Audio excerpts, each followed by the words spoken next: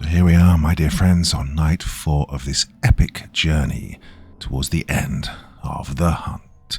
Our protagonists, well, some of them at least, have made it to the building where their awesome prize awaits them, if they can make it to the top first. Let's see what happens to them this evening. This is where it all changes. Will they survive? Will they be joined by anybody else? What will happen to the werewolves? Well, we shall see. So, without further ado, here we go with parts 1, 2, 3, and 4 of The Hunt. This is stupid, Mike said as he caught up with Fred. It's Friday night and I'm not getting laid. I'm sure your hand will forgive you, Fred snapped back, tired of his friend's incessant complaining.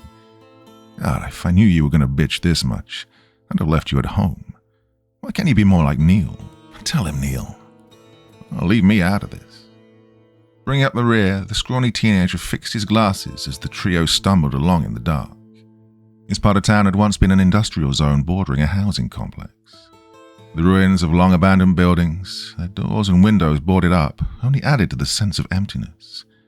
Now, Neil half expected to see a bum slump out of the darkness to ask for change, only to offer a knife in the throat when they refused. Hey, where are we going? Better be a whorehouse, Mike muttered. But Fred heard it loud and clear. Is that all you think about? That and your mom. Fuck you. Fred was leading the procession, the boys walking in single file along a fence laden with graffiti.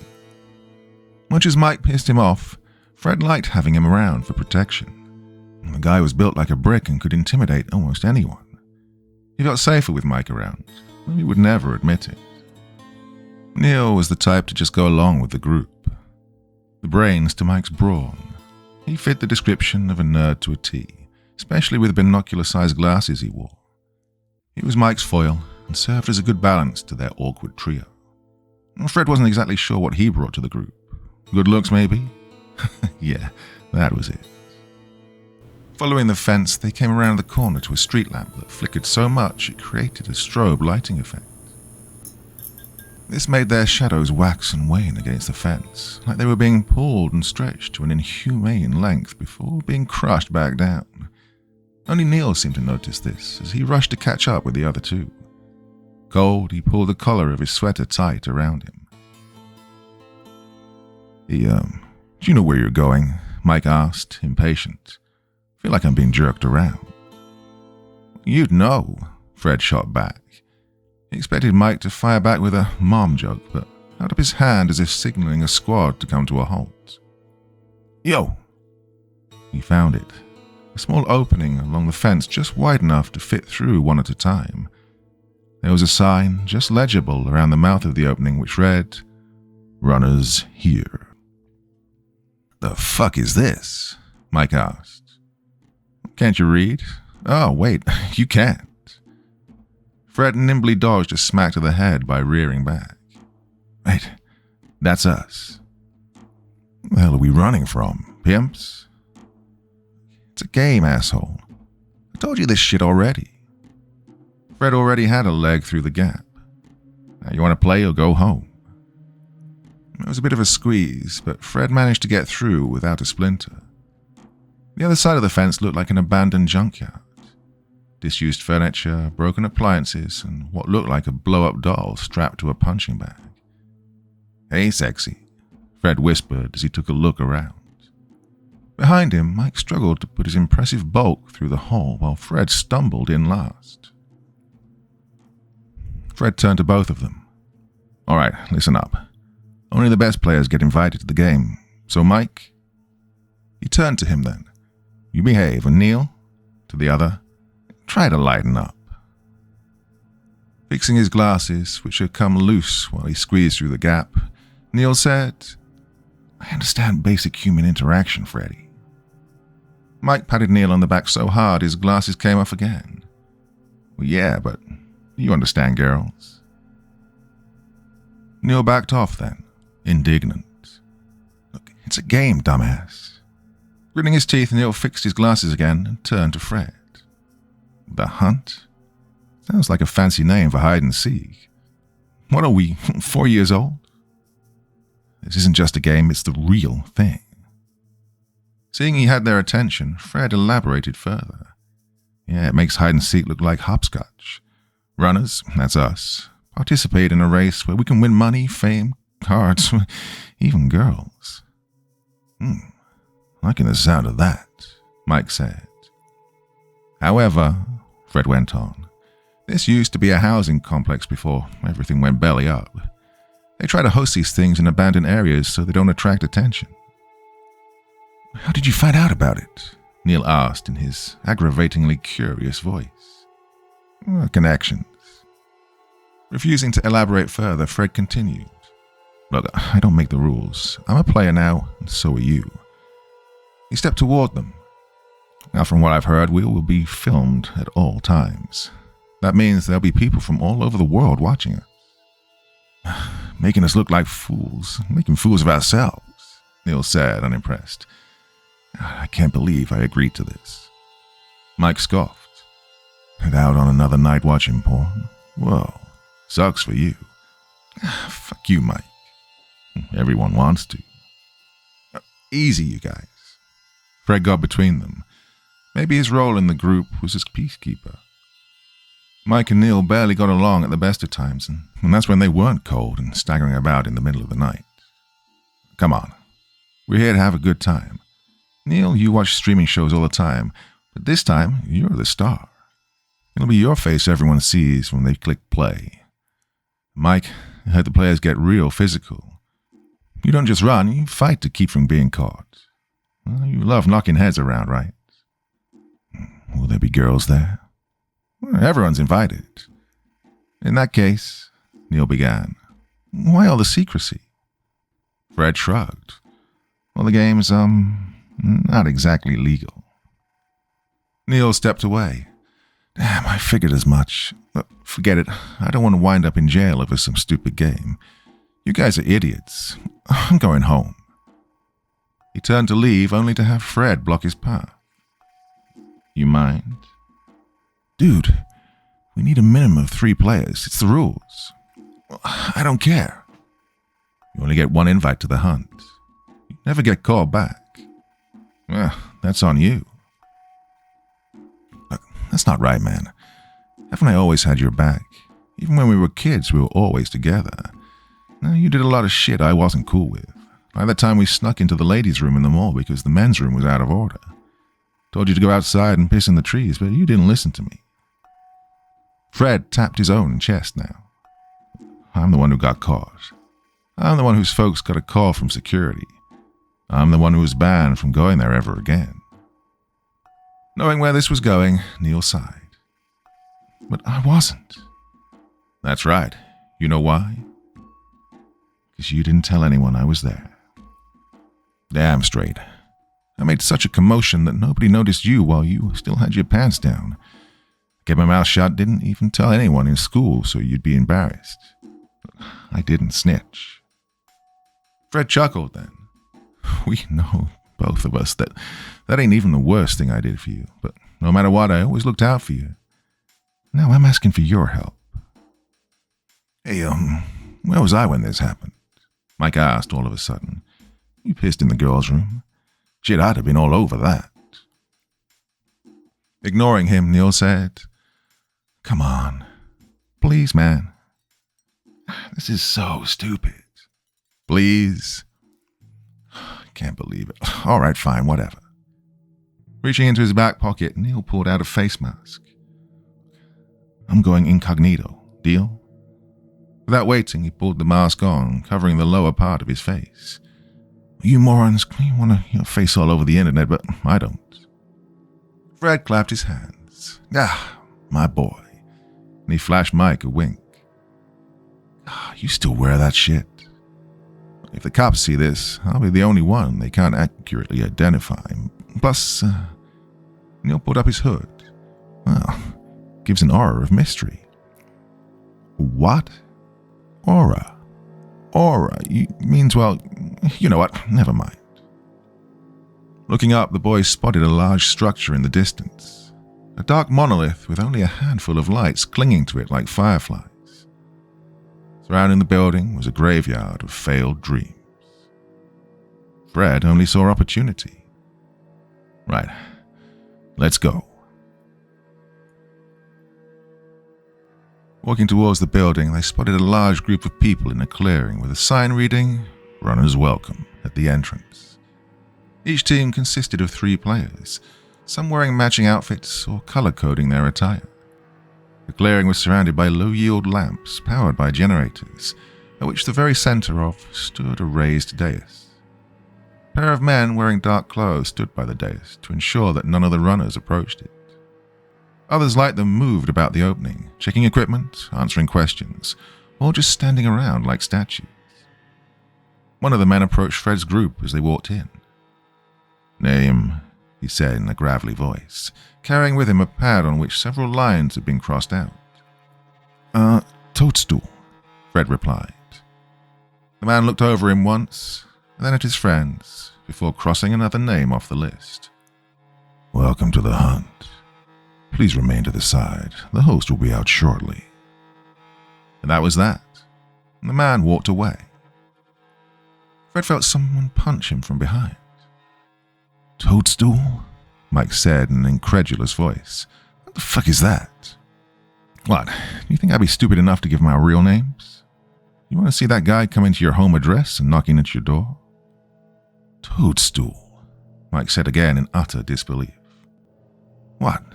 Dumbass was already taken?" "Look, it's a reference to Mario Kart," Neil explained. "Fred used to play that game all day. He sucked." "Makes us sound like potheads."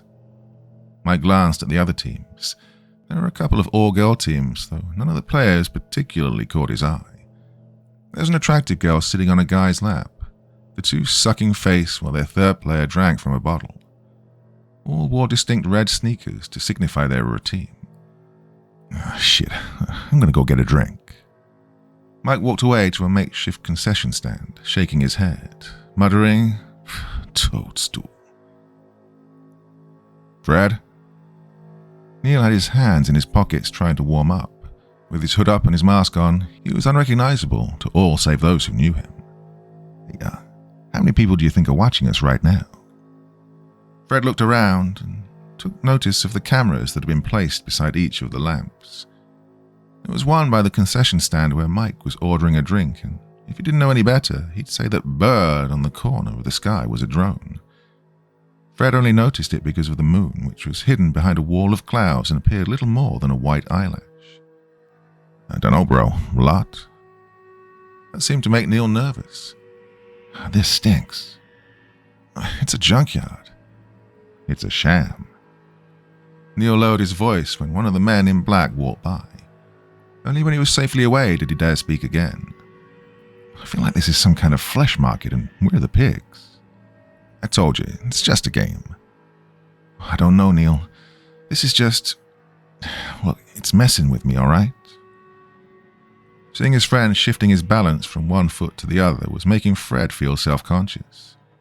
Grabbing him by the shoulders, Fred forced him down to stop fidgeting and held him in place. He looked Neil right in the face. "Look, man, I need you to get it together, okay?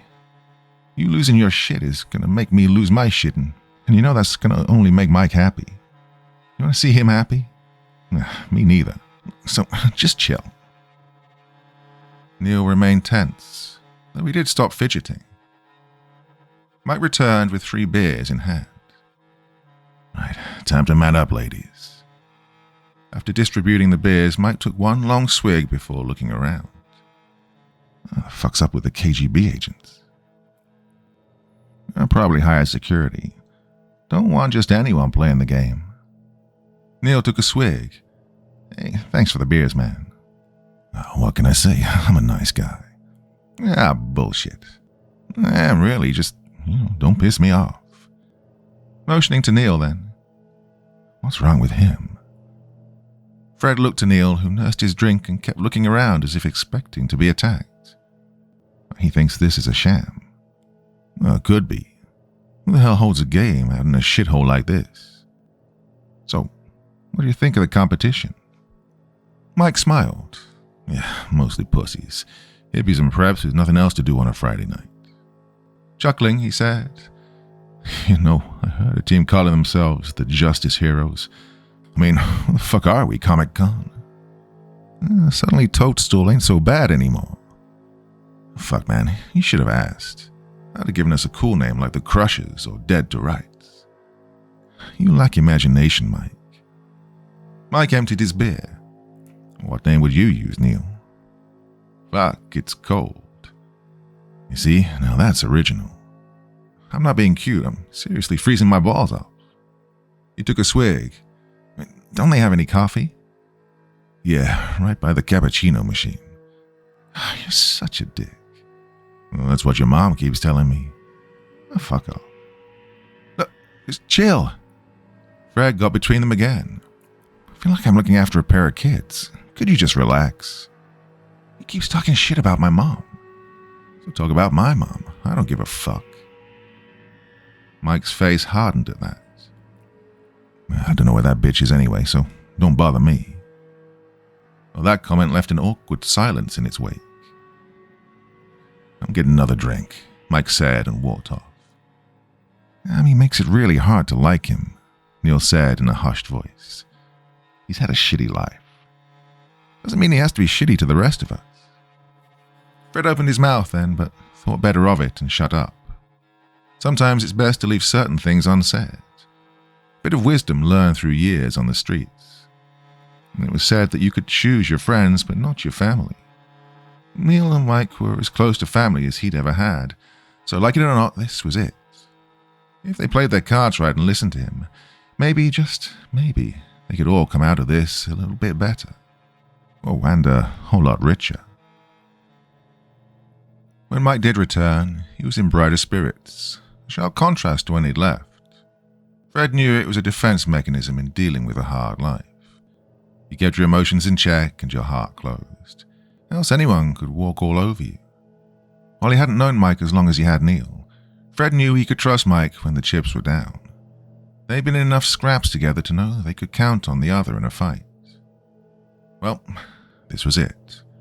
This was Fred's team, his family. Now, if only they'd stop fighting, they could actually formulate a plan and focus. Mike's initial assessment of the competition seemed spot on, but Fred was more scrutinizing than that. Whereas his friend only recognized strength, Fred knew that it was what you didn't know that could kill you. Looking around, he spotted members of the other teams taking in the competition just like he was. A guy in a yellow hoodie kept his head low to hide his face, but was secretly sizing up the competition. One of the members of an all-girl team was walking around, her head completely covered in a mask so only her eyes were visible. She appeared casual but was secretly assessing the other team's strengths and capabilities. Well, by the time it came for the game to start, Mike was already on his third drink. Neil was still trying to get warm, kneeling on the floor while blowing hot air into his hands, when one of the men in black walked onto the dais. "Hello. Good evening, everyone. I wish to thank you for joining us this night. You're now participants in a very special game. Let me welcome you to The Hunt." Several cheers went up at that. Mike raised his bottle, though he was half buzzed. "Show us the fucking money," he laughed. "Let's get this over with," Neil said as he stepped up beside Fred. "Not the right attitude, Neil. God, I'd kill for a coffee. Tell you what, when we win, I'll buy you a barista." The host held up his hands to call for silence. "Yes, now I know you're all eager to start, and so are your competitors." Fred blinked. Competitors? Wasn't everyone already here? He didn't see any other team show up. In fact, as far as he noticed, Toadstool was the last team to arrive. So what was this guy talking about? The host walked back and forth on the dais, like a commander addressing his troop. "First, the rules." He pointed. "See that building? The goal of the game is to reach the top and ring the bell. Yeah, you heard me. There's a silver bell on the roof. It must be rung to signify the end of the hunt. So long as one member of your team does this, the whole team wins. Now, that may sound simple enough, but be forewarned. He raised his voice, all dramatic-like. It is not. The entire course is booby-trapped. Are you shitting me? Neil said. Did I hear that right? Shh, Fred said, his attention fully piqued. You must circumvent these traps. Make your way through the junkyard and up the high-rise, which is also riddled with traps and other surprises. Well, there are a few jeers at that. A few players appeared less enthusiastic than before. But, of course, there is a catch. He paused for dramatic effect. You will be chased by an opposing team, the Hunters. It will be their task to take each one of you down by whatever means necessary. If an entire team loses its players, then that team is disqualified from the game. No exceptions. Remember, it only takes one team member to ring the bell, so even if all your friends are taken down, you can still win. So don't let that fact discourage you. As for the other runners, do not let them stand in your way. When it comes to your competitors, there are no rules. Do what you have to ensure the other teams do not win. Remember, it's you three against everybody else. They will not hesitate to push, kick, or beat you if that means winning. So yes, my friends, in addition to avoiding the traps and the Hunters, you'll have to contend with the other teams. The Hunt is a game unlike any other. Here, you play to win. Ah, yes. Mike cracked his knuckles. Love busting heads almost as much as I do busting nuts. Don't be gross, Mike, Neil said to the side. And the host raised his hand. This next part is very important. Once the game starts, there is no turning back.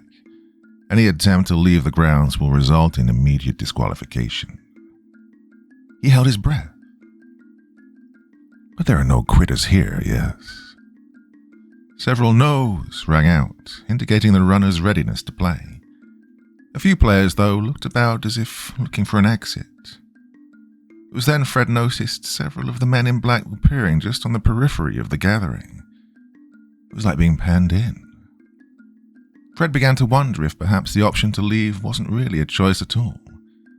Not surprisingly, he looked behind them to see the way cut off by one of the men, the same one who'd taken their name upon arrival. Oh, what the fuck? Now then. And the host slapped his hands together. Want to know what you're all playing for? More cheers rang out. The host raised his hand and one of the other fellows brought out a suitcase. Beside him, Fred could see Mike's eyes light up with excitement. Even Neil stopped shaking, seeming to just now fully appreciate their situation. The man held the suitcase up horizontally so that the host could open it up. Inside the case was nothing but green, nothing but Benjamins. $1 million, the host exclaimed. Whistles, cheers, and swears accompanied this revelation. To the victors go the spoils. Oh, fuck me. Mike bobbed up and down on his knees, appearing childlike all of a sudden. Shit, man, that's... Oh, fuck. We're gonna be freaking millionaires. Neil turned to him. Well, you know, split in 3 ways, that amounts to just 333,333, right? Neil, shut up. Mike shoved Fred in the shoulder. Oh, you weren't fucking around, man. This shit is real. I'm gonna get so much pussy with that money. Is that all you ever think about? Neil snapped. Well, that and... My mom, yeah, you already said that, dickhead. I was gonna say cars, but yeah, your mom too. For once, Fred was too transfixed to break them up. Even over $250,000 would be enough to change his life around. He could finally move out of his shitty apartment, go someplace nice, someplace warm. He'd never have to look back. One way or another, they were winning this thing. The host closed the suitcase and the man walked off the dais. Once the cheers had died down, he regarded each of the teams individually. That's worth playing for, eh? In a few moments, I will sound the horn to begin the game. When that happens, you'll make for the building at full speed. Let nothing stand in your way. Not long after that, I will sound out a second horn, which will signal the hunt is to begin. We want to make sure you have a head start. Fair warning, the hunters are dedicated. They will not stop. They will not hesitate to take you down any way they can. My advice? Run. Fuck that, Mike spoke up. Hey. The host turned to him. Does that mean I can't punch one in the face if he tries something? The host smiled. You can try. Well, someone's gonna get knocked out, Mike bragged. Now, I'll give you all a moment to talk strategy. The game will begin shortly. The boys turned around so that only they could hear each other. Right, listen, Fred began. Let's be smart about this. What's our strategy? Mike spoke up first. Run like hell, man. Get to the building first, up the stairs, and ring the bell. That's why the Neanderthals died out, Neil said. Got something to say, pencil dick? The jock snapped. Yeah, you're a moron. Look, most of the other teams are going to be doing one of two things, run or fight. Running across an obstacle course full of traps is bad enough. Fighting everyone along the way is suicide. No, I say we hold back. Stay behind the other teams and let them trigger the traps.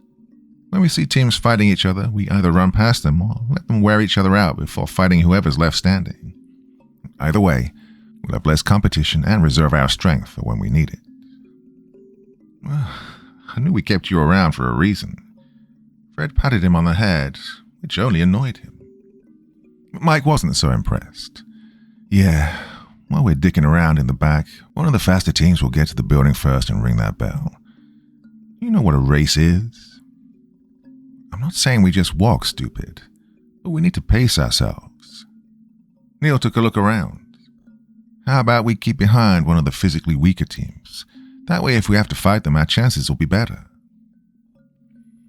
Fred turned to Mike. Well, shit, man, I want to fight. But do you want to be rich? We thought about it. Yeah, I do. Good. Well, there's just one problem. They both looked back to Neil. The hunters. Don't know how many of them there are or what they can do, so I'm open to suggestions. Mike had one. You heard the boss. He said we can punch them out if they try something. I don't trust him. I mean, they have to be special if they're hunting us. What threat can they be otherwise?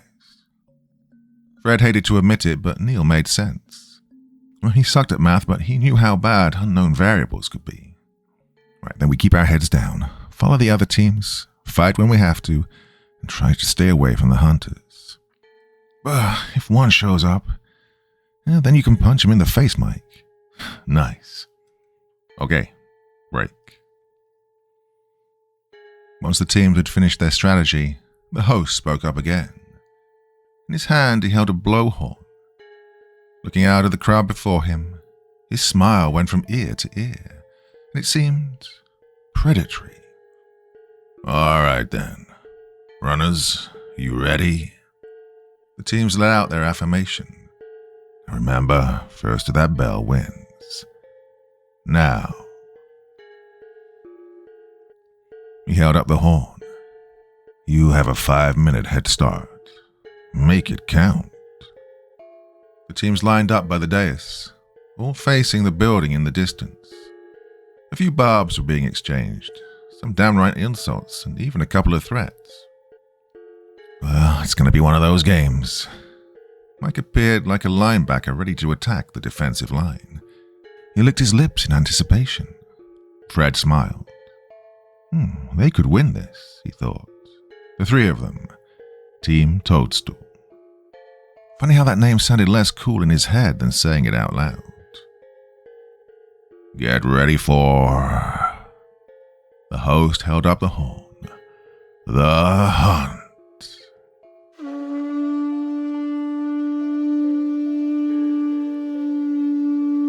The blowhorn was deafening. but it was soon drowned out by the hoots and hollers of the contestants as the runners burst into action.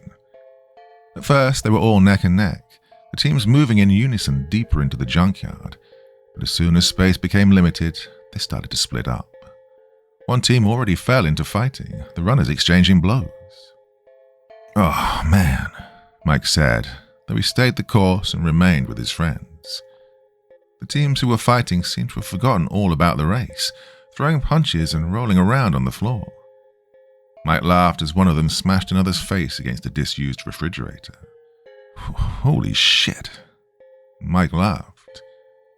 They put the dais behind them and plunged into the junkyard. There wasn't much light and the boys found themselves stumbling more than running. The building seemed further away than before, though it could have been a trick of the darkness. They started to bump into things, heavy things, sharp things. "Where the fuck are we going?"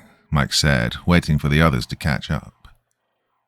Neil bumped into Fred when he came to a sudden stop. "Hey, either of you brought a flashlight?" Fred shook his head to Mike's question, realizing his friend couldn't see it, and spoke up instead. "Nah." "Neil the eel?" "No, Mike. If I knew I'd been running for my life at midnight, then maybe, but I didn't." "Me without my matches," Fred said. Somewhere to the side, something heavy, metallic, struck the ground. Somebody screamed. What was that? "One of the traps," Neil said. "I think somebody's hurt." The scream turned into wailing. "Oh, seriously hurt." He turned to Fred with a look of concern. "I don't think this is really a game, Fred. We could get seriously hurt." "Are you going to puss out?" O'Neill glared at Mike. "I'm serious. I wouldn't mind winning, but I don't want to lose my head while doing it." "Look, both of you just need to stay behind me. I'll win this." Mike punched his knuckles together, eager to put them to use. "Come on, let's go." And he ran off before they could stop him. "Ah, shit, come on." Fred grabbed Neil by the arm and pushed him forward.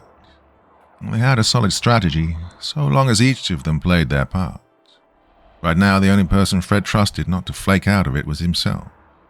Mike was too gung-ho for Valance, and Neil was just keeping it together, only barely. The race had only just started. They had a scuffle coming off to their left, where a wall of junk blocked their view. Something fell off of the top of the heap and clambered down toward them. "Hey, watch it." Fred pushed Neil out of the way as a broken window fan shattered upon hitting the ground just inches from where Neil had been. I'm bleeding." They heard someone yell on the other side. It sounded like a man whose voice went up a few octaves. "It won't stop. Oh, God. Somebody help me." "Keep moving," Fred snapped. All around them, they could hear fights breaking out, teams choosing to throw down instead of making a beeline for the building, which is what they should have been doing. Perhaps they thought taking out the competition made their chances at victory easier, not realizing fighting should be a last resort. What good is taking out the other players if you lost an eye, an arm, or a leg doing it? The last thing Fred wanted to do was waste his newfound wealth on expensive surgery. He had plans for that money. Someone collided with him, slamming his body to the ground. Fred felt the breath in his lungs leap into the air like a cat startled from its sleep.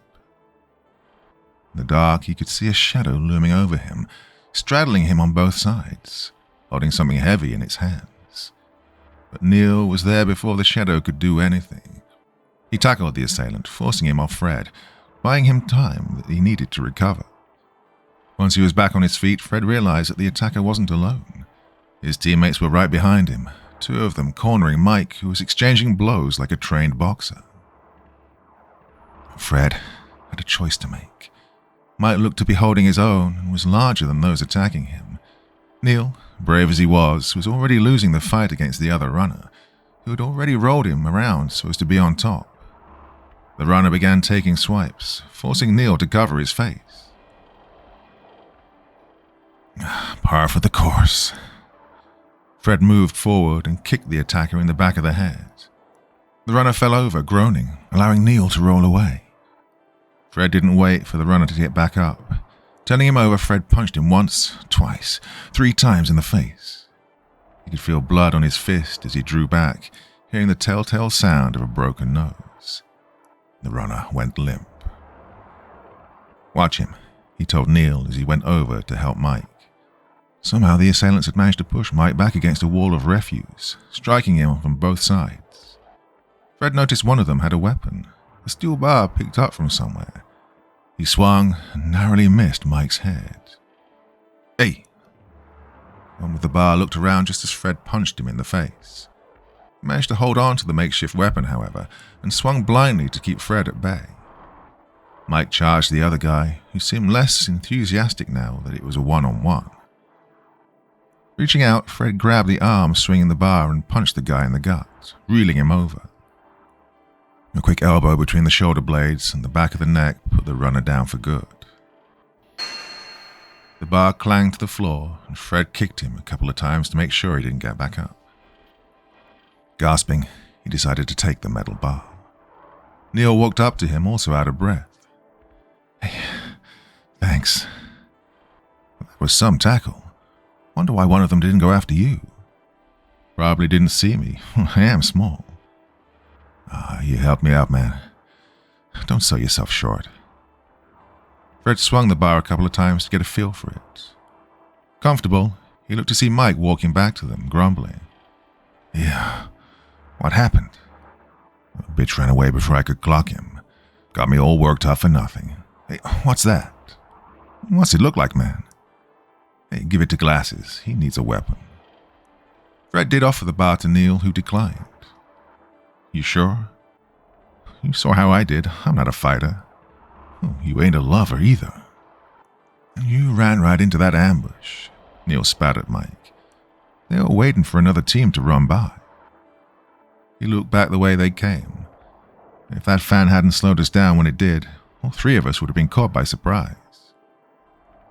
Feeling the weight of the bar, which was actually a metal beam from a large piece of furniture, Fred felt his body tense up. God, these guys are playing for keeps. So should we. Mike kicked the guy on the floor before going through his pockets. "What the hell are you doing?" Neil asked. In time, Mike pulled out a lighter and smiled. "Getting my spoils." He lit it up. "Put that out," Neil snapped. "You'll give us away."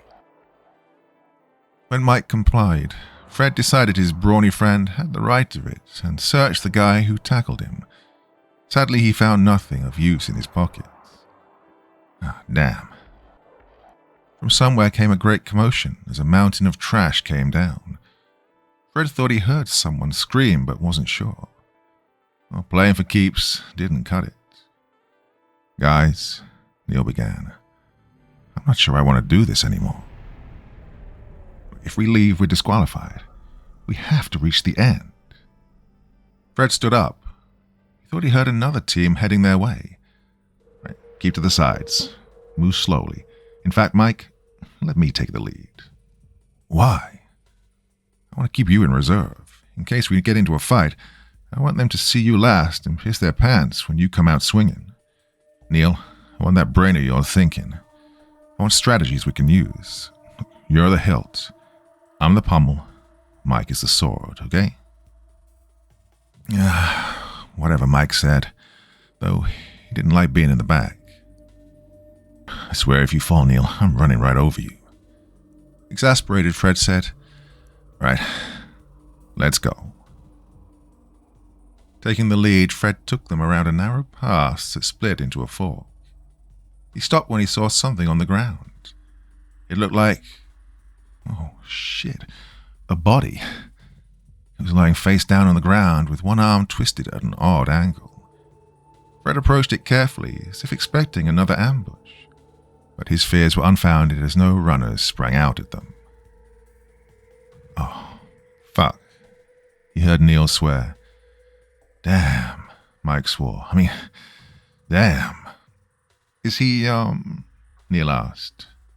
Walking over, Fred nudged the body, only to hear it moan. Still alive, but barely. Should we, Fred cut Neil off. We can't, man. I'm sorry, but we got a race to win. Shit, Fred. He needs help. Look at his arm. The guy needs a hospital. We can't help him. You mean we're not going to do anything? Fred turned around. That was you on the ground, you think he'd help? That guy back there was about to bash my face in when you came around. One of them wanted to use Mike's head as a baseball. This isn't just a race, Neil. It's life or death. But he's not dead. And the faster we win, the faster he gets help. You want him to live, then let's find the bell and win this shit. Fred's tone indicated that the argument was over. He stepped over the poor man as if he were a little more than a hobo on the street. He knew Neil was smart, but the guy could be a bleeding heart sometimes. That's why Fred always had to protect him when they were kids. He'd get picked on all the time at school. Well, he hoped Neil would grow up quick. Moments later, they met with their first obstacle. A series of metal bars had been arranged like a cage within a large clearing. Doubling back would take too much time, and the walls around them were too high and unstable to climb, so there was no choice but forward. Fred led the way, finding the path through to be easy and simplistic, almost as if made for a child. Then the space began to narrow, and soon he was walking sideways. He was soon forced to duck his head and hunch his shoulders.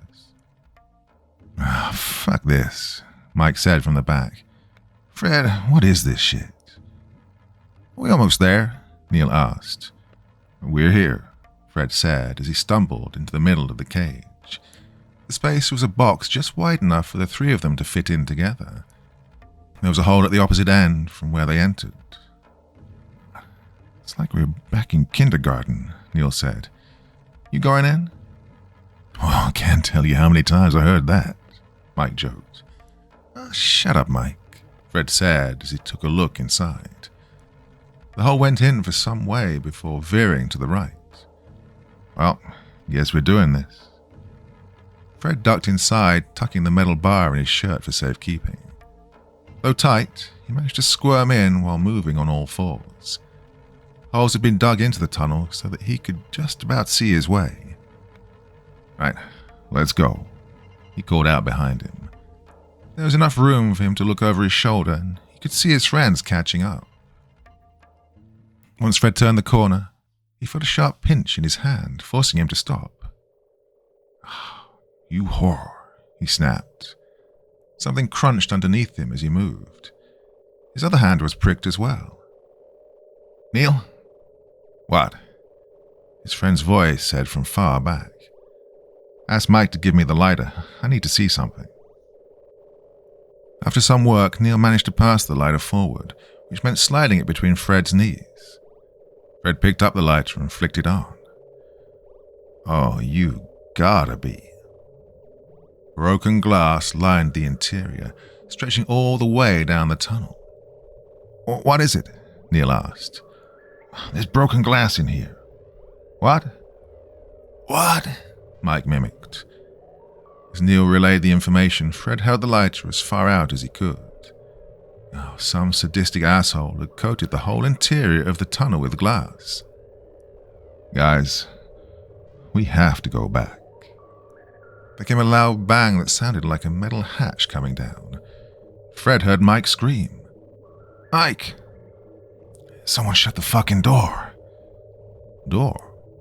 What door? Fred hadn't seen a door. Hey, can we get out? He heard commotion behind him as Mike scrambled around. Then it sounded like he was kicking the door down. After several failed attempts, Mike swore like a man possessed. Damn, it's sealed shut. Fred, what kind of game is this? You could hear the tremor in Neil's voice, hear his rasped breathing. Truth be told, Fred was doing all he could to keep it together. He wasn't particularly afraid of tight spaces, but being shut inside the tunnel in the dark made him feel like he was in a coffin. Then, he heard it. Mike, get us out of here, he managed to blurt out before the tunnel began spinning, slowly at first, but picking up speed as it went. The light bounced around as he did, and it took all the conscious effort he had left not to drop the lighter. Neil and Mike screamed and cursed, respectively, both realizing the sudden danger they were in. Suddenly, and to Fred's surprise, he saw a door slide open at the end of the tunnel. A way out. Come on. With the tunnel spinning, it was near impossible to stay upright. Fred crawled as best he could, feeling the glass bits slice at his clothes and skin. His main concern was not to cut his face, and Fred held back a scream as his hands bled from 100 places. From time to time, his head would scrape against the sides. He felt a small bit of his ear come off and screamed bloody murder. Behind him, Mike and Neil were also being minced. Yet they all urgently rushed as fast as they could through the tunnel. Fred shot out head first, rolling onto a small decline and into a pool of muddy water. He came up gasping and cursing, stumbling about in pain and surprise. Behind him, Neil splashed into the water and Mike behind him. The door slid shut and they were trapped in the waist-high pool. It extended about 20 feet down a small canal with steep walls to either side. Most shocking of all were the metal bars that hung menacingly overhead. "What's going on?" Neil cried out. Covered, his face suffered the least cuts, but his hands were bleeding from all over the place. "Oh, Christ, is this water sanitary? We could get infected." "Hey, assholes," Mike screamed at a camera which was posted along the wall behind the bars. "I want to talk to your boss. I've got a few complaints." "This isn't funny anymore, Fred. I want to go home." "Neil, we made it, didn't we? This is bullshit." "Stop screaming. You're screaming."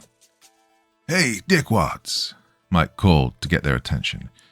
"You hear that?" They listened. A whirring sound like something powering up drew their attention upward. Electricity coursed through the metal bars as they began to slowly descend towards the water. Fred called for them to move, but they needn't have bothered because they ran all in unison. Wading through the water stalled their progress, and they fast-waddled as best they could towards the end. Fred pulled himself out of the pool first, reaching back to grab Neil, who was nearly thrown out of the water by Mike. "Hey, Mike!" The brawny youth barely had time to pull himself out as the bars splashed into the water, sending sparks and smoke into the air. The trio collapsed sideways, realizing just how close they'd come to death. "Hey, guys," Fred said after he caught his breath. They both looked to him. "I think I just pissed myself." From the distance, they heard another horn go off. The hunters had entered the game. Part 2. "Right, I'm out." Neil hurried away, his skinny legs propelling him faster than usual. "This is beyond fucked up. I'm not going to die here." "Neil?" Fred rushed to catch up with him, grabbing his friend by the shoulder. Neil shrugged him off. Even with the dim lighting, he could make out the look of unabashed fear in Neil's face. The boy's eyes were wide, his glasses trembled on his face, his mask puffed in and out like a heart pump. Even his voice, usually nasally but poised, was nearing operatic levels in pitch. "Get out of my way, Fred. I swear to God, I'm not doing this anymore. This is crazy. You're crazy. Get away." Neil backed away from Fred as if he had the plague. He almost bumped into Mike, who was lost in his own thoughts, his gaze drifting between his feuding friends and the death trap they'd narrowly escaped. "You've lost it, Fred. This isn't right. I told you I didn't want to do this. I'm going. I don't care if we're disqualified. This isn't worth it." "Fine. Go," Fred snapped. "See how long you last by yourself. It's a madhouse out there. Players will pounce on you like wolves. God, they'll eat you alive, Neil. Now you got those hunters out there. You think they'll go easy on you?" "I don't care." "Well, you should. You won't make it out on your own. They'll tear you apart." "We almost died." Neil fell to his knees, his hands shaking. Seeing his hands and fingers all bloodied up, the boy ripped off his mask as it started to feel too restrictive. God, he was almost hyperventilating. Shit. Oh, shit. I don't know, man. Mike spoke up at that moment. I'm down for a fight. You know that, but this is some Saw shit right here. I'm not a fucking hamster in a maze. It's a rat in a maze, you dumb shit, Neil said, somehow retaining his banter with Mike despite all that had happened. Enough, Fred cried. They looked at him. Reaching into his pocket, Fred pulled out a handkerchief and began to rip it up, distributing the pieces to his friends. Right, bandage your hands. Come on. They did as he instructed. Once finished, he addressed them again. We have to keep going. They won't just let us out of here. What the fuck are you talking about? Mike asked. Look around you, numbnuts. The men in black, the fights, the traps. This is life or death. You think they'll just let us walk out of here after seeing what we did? Look, what's to stop us from walking to the police and telling them all about it? He winced as he tightened his bandage. It's win or die. You knew, Neil said. You knew there was no getting out of this. I have to win the money. Fred took a deep breath then. I messed up with Taxi. Mike's eyes widened. Taxi? You owe Taxi money? Neil looked between the two of them. Wait, the drug dealer? The sociopathic drug dealer. Oh, the guy's a psychopath. Well, that's two different things. Oh, Neil, I swear to... Ignoring him, Mike regarded Fred with renewed vehemence. Oh, how the fuck did you cross Taxi? I told you to stay away from him. Reaching over with his powerful arms, he grabbed Fred and shook him. Come on, man, what did you do? He asked me to be a courier. Well, the money was good, and I was tight on funds.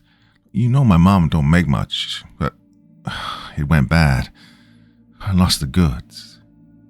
Fred grimaced. Taxi says I have 1 week to come up with the money before he takes my head and delivers it to my mom.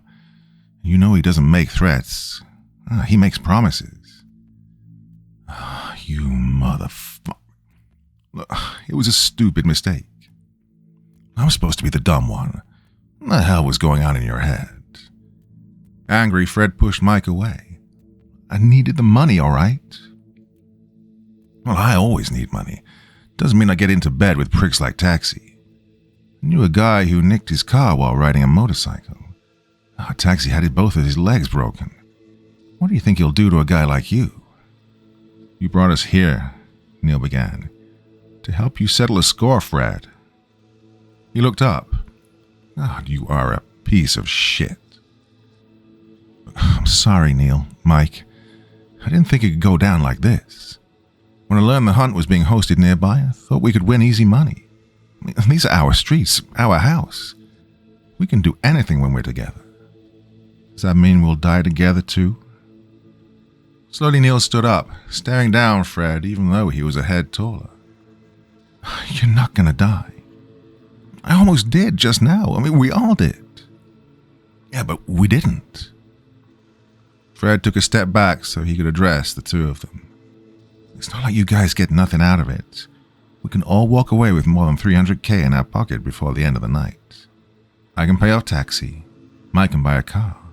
You can go to college. We all win. If we live, Neil finalized. If we win, Fred clarified. Well, Mike was chuckling to himself. You know something, bro?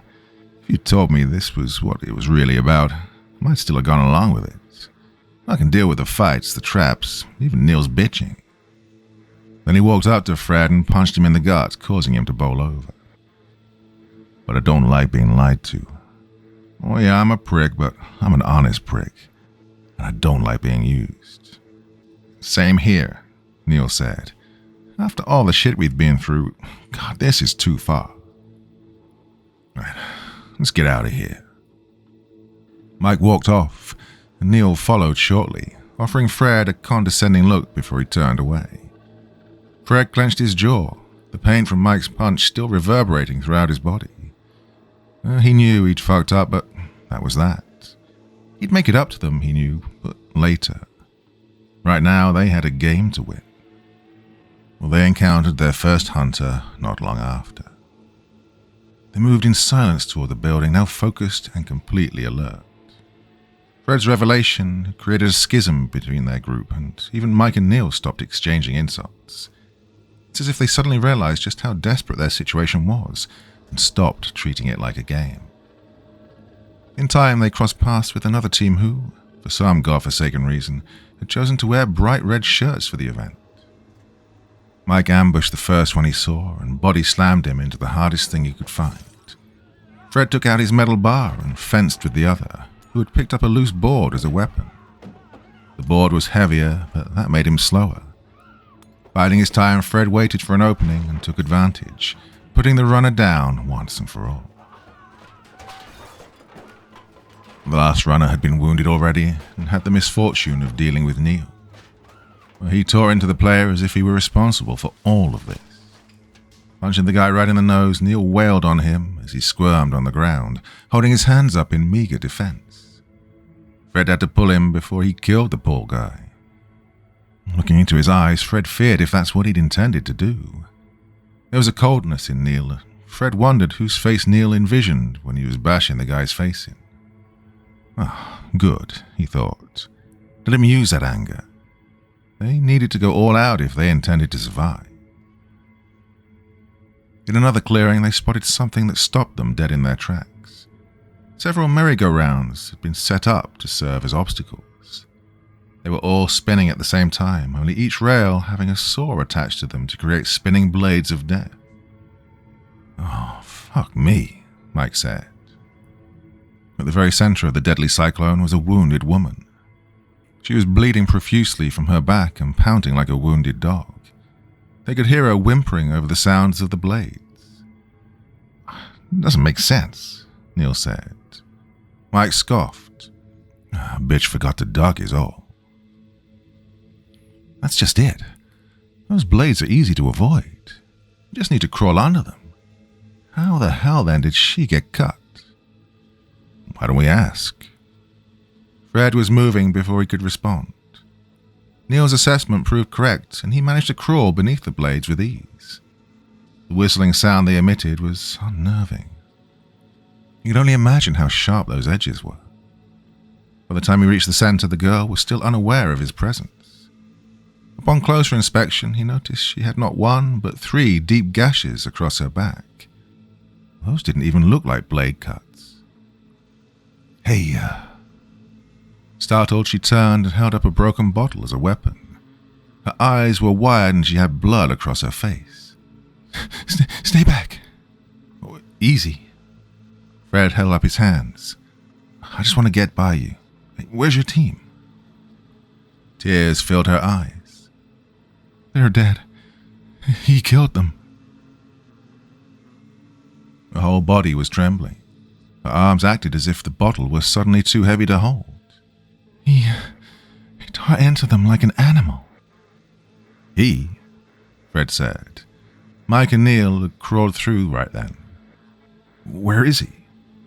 I ran away. I tried to get away, but he clawed me. I could feel his fingers in my back. God, he wasn't human. Who's she talking about? Mike asked. The hunter, she said. He ate my team. Oh, shit. As if things weren't bad enough, Fred turned to the others then. Looks like we got cannibals. Hey, where'd you last see him? Mike asked the frightened woman. She was about to respond when she froze. Trembling, she raised a shaky finger behind them, back the way they'd came. They slowly turned, spotting a large, hulking man on the outside of the spinning blades. He was naked with thin, rippling muscles and walked as if in pain. His skin was covered in blood and he was hunched over. Even then they could see he was tall, even taller than Mike. What's worse were his eyes. They were a hateful yellow, and he was looking right at them. "What?" Fred began.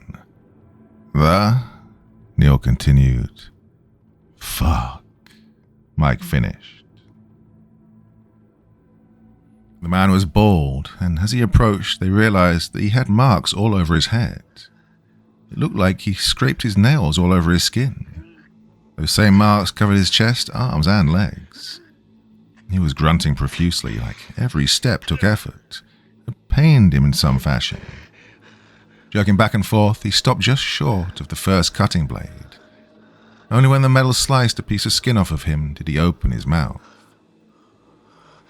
An unearthly growl escaped his crooked yellow teeth, a combination of exquisite pain mixed with unbridled anger. Before their very eyes, he ducked and ran on all fours, his head narrowly missing one of the spinning blades. Like an animal he moved, all instinct, as if it was simply natural to him. "Fred!" Neil cried out as he was the closest to the blades. Hearing his voice had snapped Fred out of his trance, and he reacted just as the insane man leaped the last few feet toward him. Grabbing his leg, the man pulled Fred toward him. His strength was such that Fred felt like a child in comparison. Reaching in his shirt, he pulled out the metal bar and began smashing it into the man's hand, breaking a couple of fingers. Still, he did not relent. "Oh, fuck." The girl, despite her wounds, got up and ran away. She didn't get far, for in her haste to escape, she ran into one of the blades. It cleaved her nearly in two, the upper half slicing off like a puzzle piece. Blood sprayed in the air, coating Neil. He screamed louder than he ever had in his life. Meanwhile, Fred was fighting for his life. He kicked at the man's face, caving his nose inward and sending out spurts of blood. But still the man pulled, desperate to get at the meat. "Help me," he screamed. "Jesus, the hell are you standing around for?" The man pulled Fred until he was right on top of him. At that moment, the youth did the only thing he could think of and jammed the bar into the man's shoulder. Blood spilled out of the wound, and the man howled. Yet he still pressed on. Even when Fred pushed the bar in inch by inch, it did nothing to deter the maniac. Suddenly a shadow appeared overhead, and Mike, grasping the upper half of what was once the young woman, slammed the gory projectile into the man's face. The heavier blow seemed to do the trick, and he fell off Fred. The cannibal's back was sliced open by one of the blades. The sound he made. "Come on," Mike said, grabbing Fred as he did so. They followed Neil, who'd already crawled beneath the other blades to escape to the other side, scurrying like frightened insects. Neil kept screaming at them to hurry up. They struggled to their feet, gasping as if just coming up for air. A frightening noise caused the trio to look back. It wasn't the injury that spurned the feral man to scream, but something else, a more ancient pain. He began to tear off his own skin, pulling bits at first and then chunks. Soon his muscles were exposed as his claws. Wait, did he always have claws? The terrible sharp fingers which he used to cut himself were now incredibly long, lethally deadly appendages. Before their very eyes, he seemed to grow with each slice, getting taller, and his arms extended. His bones popped and twisted, his knees bent the other way, his face elongated, mouth twisted into a snout as his cranium became less human and more canine. By the time the transformation ended, the man they thought was a cannibal was now a monstrous half-man, half-beast thing. His skin was still hairless, yet revealed exposed muscle and tissue. His torso had thinned so that the muscle mass could be moved to his outer extremities, providing longer limbs. His ears had elongated as well, now resembling knives with full range of movement. About the only thing that hadn't changed were his eyes, still that angry yellow. Now on all fours, the monster reared back its large head and let out a howl of anguish. He sniffed the air. His gaze fell on the cadaver of the young woman and, without the slightest hesitation, began to feast on the remains. Fred felt like vomiting. "Come on." Mike grabbed his teammates, almost pulling them off their feet. There was no hiding the fear in his voice. I said, "Come on, move," he screamed. They flared into the darkness as the creature feasted. All around the junkyard, more howls filled the air. "What the hell was that?" Mike asked, only when they'd finally put enough distance between themselves and the creature. They were hunched over and struggling to catch their breath. Neil had fallen to his knees and began to hurl all over the ground, his back lurching. Fred followed suit, though he stayed on his feet. Mike began pulling at his hair. "Did you see that? I mean, I'm not crazy, right? Oh, holy shit. This whole game is fucked up." "Mike," Fred snapped once he'd gotten a hold of his innards.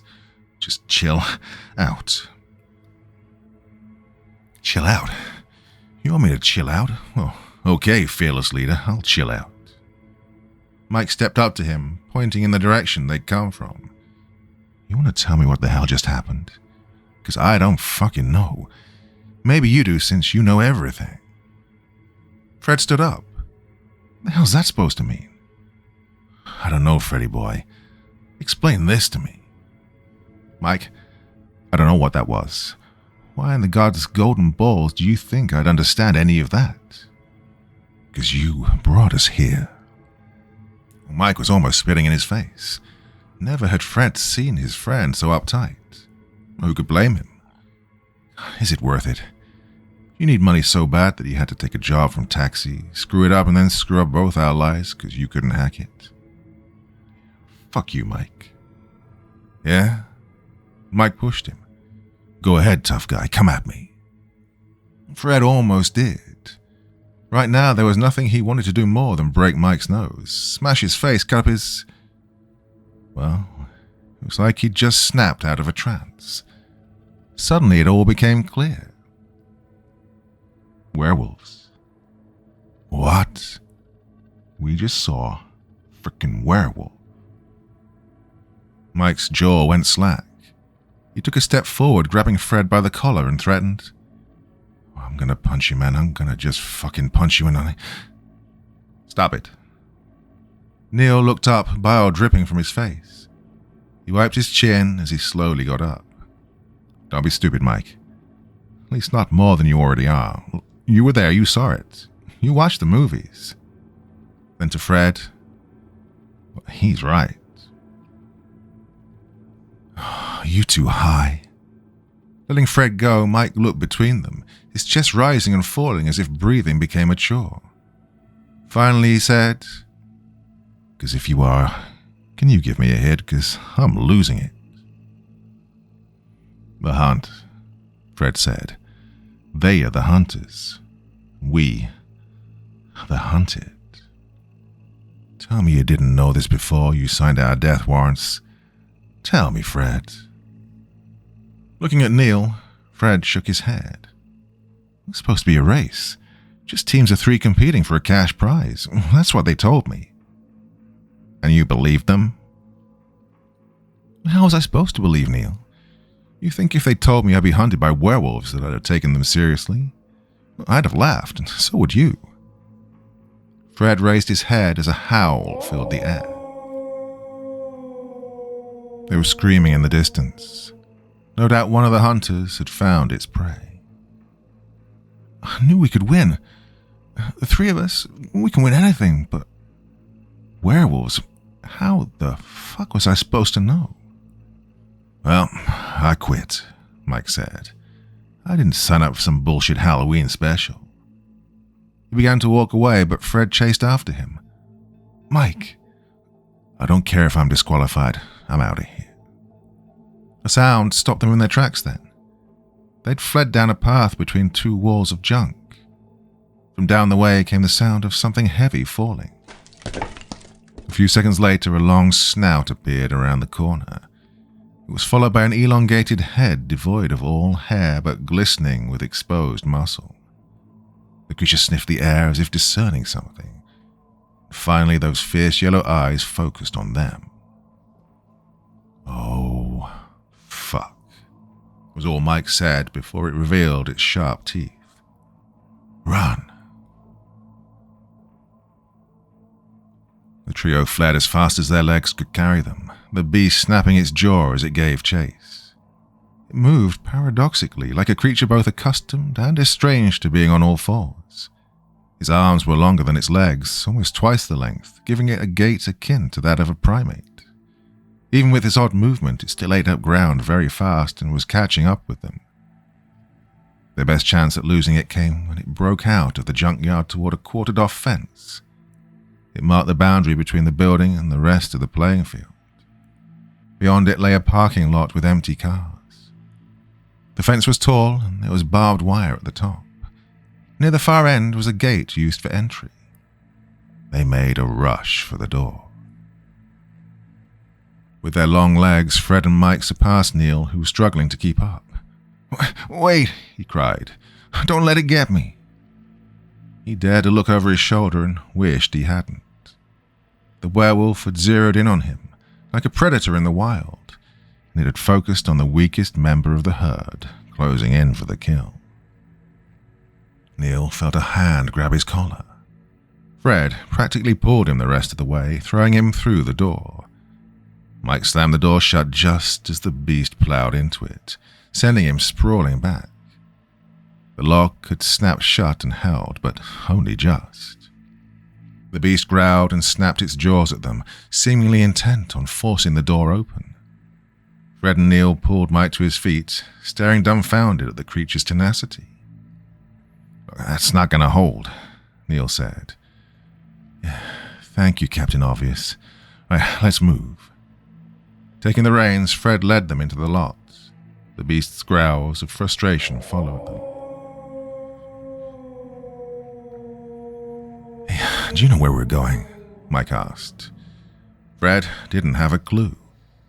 "Inside the building. We're going to ring that bell, win the game, and get the hell out of here. That sound like a plan?" "Didn't you hear me? I said I'm done with this." "You want to go on your own? Go. Those things will pick you off before you get halfway to the exit. If not them, then something else. The only way out is winning." God, he's lost his shit, Neil. Neil had to agree. "This isn't worth it, man. We have to go before... Then Fred just snapped. Then... He slipped, the back of his head colliding against the concrete. A shooting pain blinded him for several moments, and even his friends' voices sounded muffled. "Is he dead?" Mike asked. Ignoring him, Neil waved his hand in front of Fred's face. "Come on, Fred. We can't stay here." "What happened?" "You broke your ass, man." Mike looked around nervously. "Listen, we better get going." "You slipped," Neil said as he tried to help Fred up. A sudden pause caused him to loosen his grip on Fred's hand. He fell back to the ground, into something warm. Fred held up his hand to see the digits covered in blood. He'd slipped on the puddle when walking by. God, there was so much of it that it coated much of the car they were next to. Looking up, Fred followed the trail of blood beneath the car. The carcass on the other side of the car was missing its jaw. Only the upper half remained. Everything below the neck had been torn and picked at. Oh, the beast wasn't finished. It was still feasting, taking out chunks of flesh. It paused when it noticed it was being watched. Fred's eyes widened. Scrambling up, he and the others saw a large lupine form rear up on the other side. It swallowed whatever it had in its mouth whole. Then looking right at them, the werewolf bared its teeth in a morbid attempt at a smile. They ran. Part 3. Fred didn't know when they'd split up. He didn't hear the others as they rushed through the open lot. All he heard was his own heartbeat and that of his footsteps as they hit the pavement. Within moments, he was all alone. The beast howled in delight, and he thought he heard one of the guys scream. He dove behind a van and squatted to catch his breath. Oh God.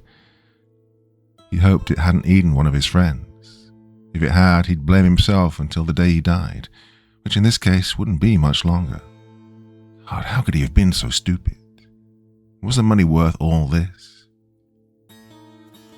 Panting, he peeked his head around the corner to see nothing but parked vehicles.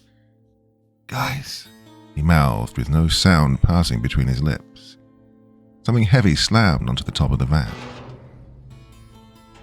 The jolt was so sudden that Fred quickly dived under it, crawling in so as to hide. The van trembled as the beast moved, finally hopping off to one side. Fred had to cover his mouth to avoid screaming as he saw a wide pair of canine feet come crashing to the ground just inches from where he was. Two abnormally large clawed appendages soon followed. The beast now stood on all fours. A long snout sniffed at the ground. Heat puffed in the air as the beast smelled. It was so close Fred could almost touch it. He couldn't stay here. He had to move. With as much haste as the situation allowed, he moved slowly out the other way. The wolf's head was almost low enough that he could see underneath the van. And Fred didn't know much about wolves other than they hunted in packs and they had an incredible sense of smell. Sight or not, it knew he was here. Fred grabbed the side of the van and pulled himself up so that his feet were on the stand. Clinging to the side like a fly, he heard the beast sniff about. Maybe if he waited long enough, it would try to go underneath, giving him time to make his escape. No such luck. Through the driver's side window, Fred spotted a bloodied snout sniff the glass on the driver's side. It fogged up immediately. He held his breath. The snout disappeared.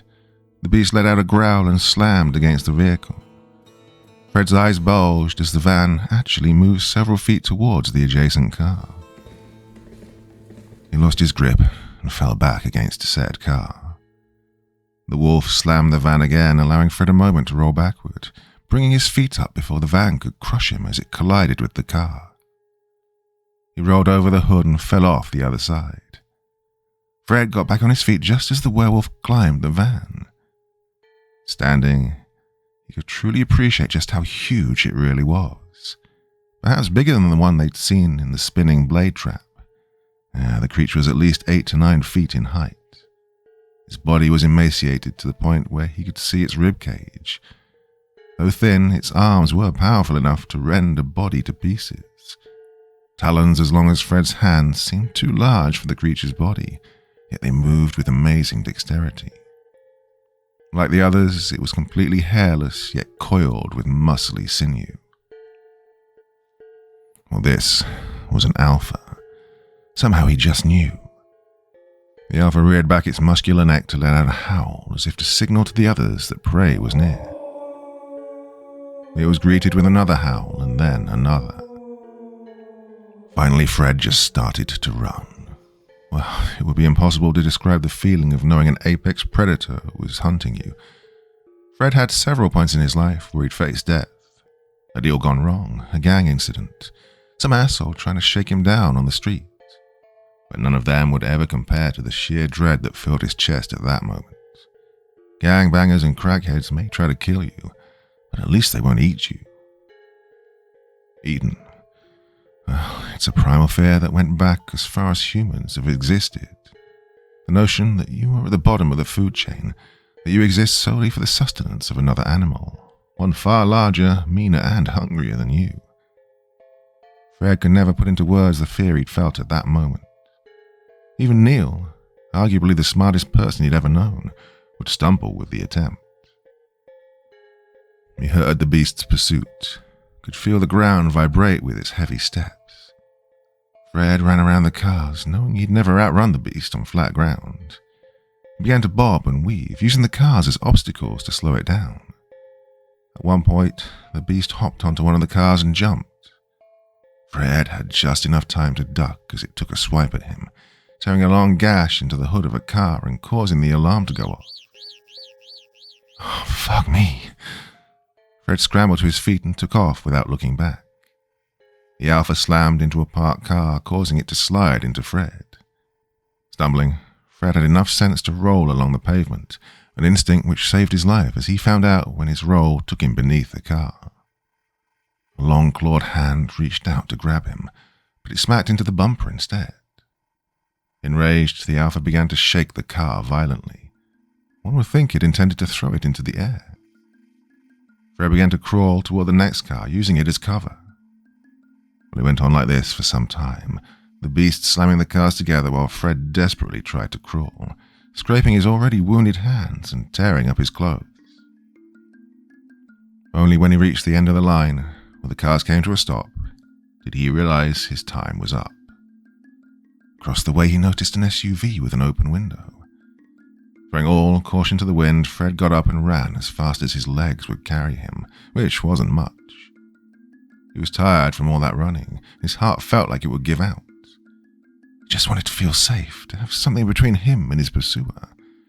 With his last bit of energy, he leaped into the open window, or tried to. His lower half hung outside, and he desperately tried to pull the rest of him through. Oh, at any moment the beast would tear into him, would pull him out and devour him. Fred persisted. He collapsed inside, shriveling up on the floor and holding his breath. His chest beat so loud he was afraid it would give him away, not that it needed to. The Alpha could probably smell him even now and would be bursting in at any moment. Fred didn't know what to do. He needed to rest. He needed time to think.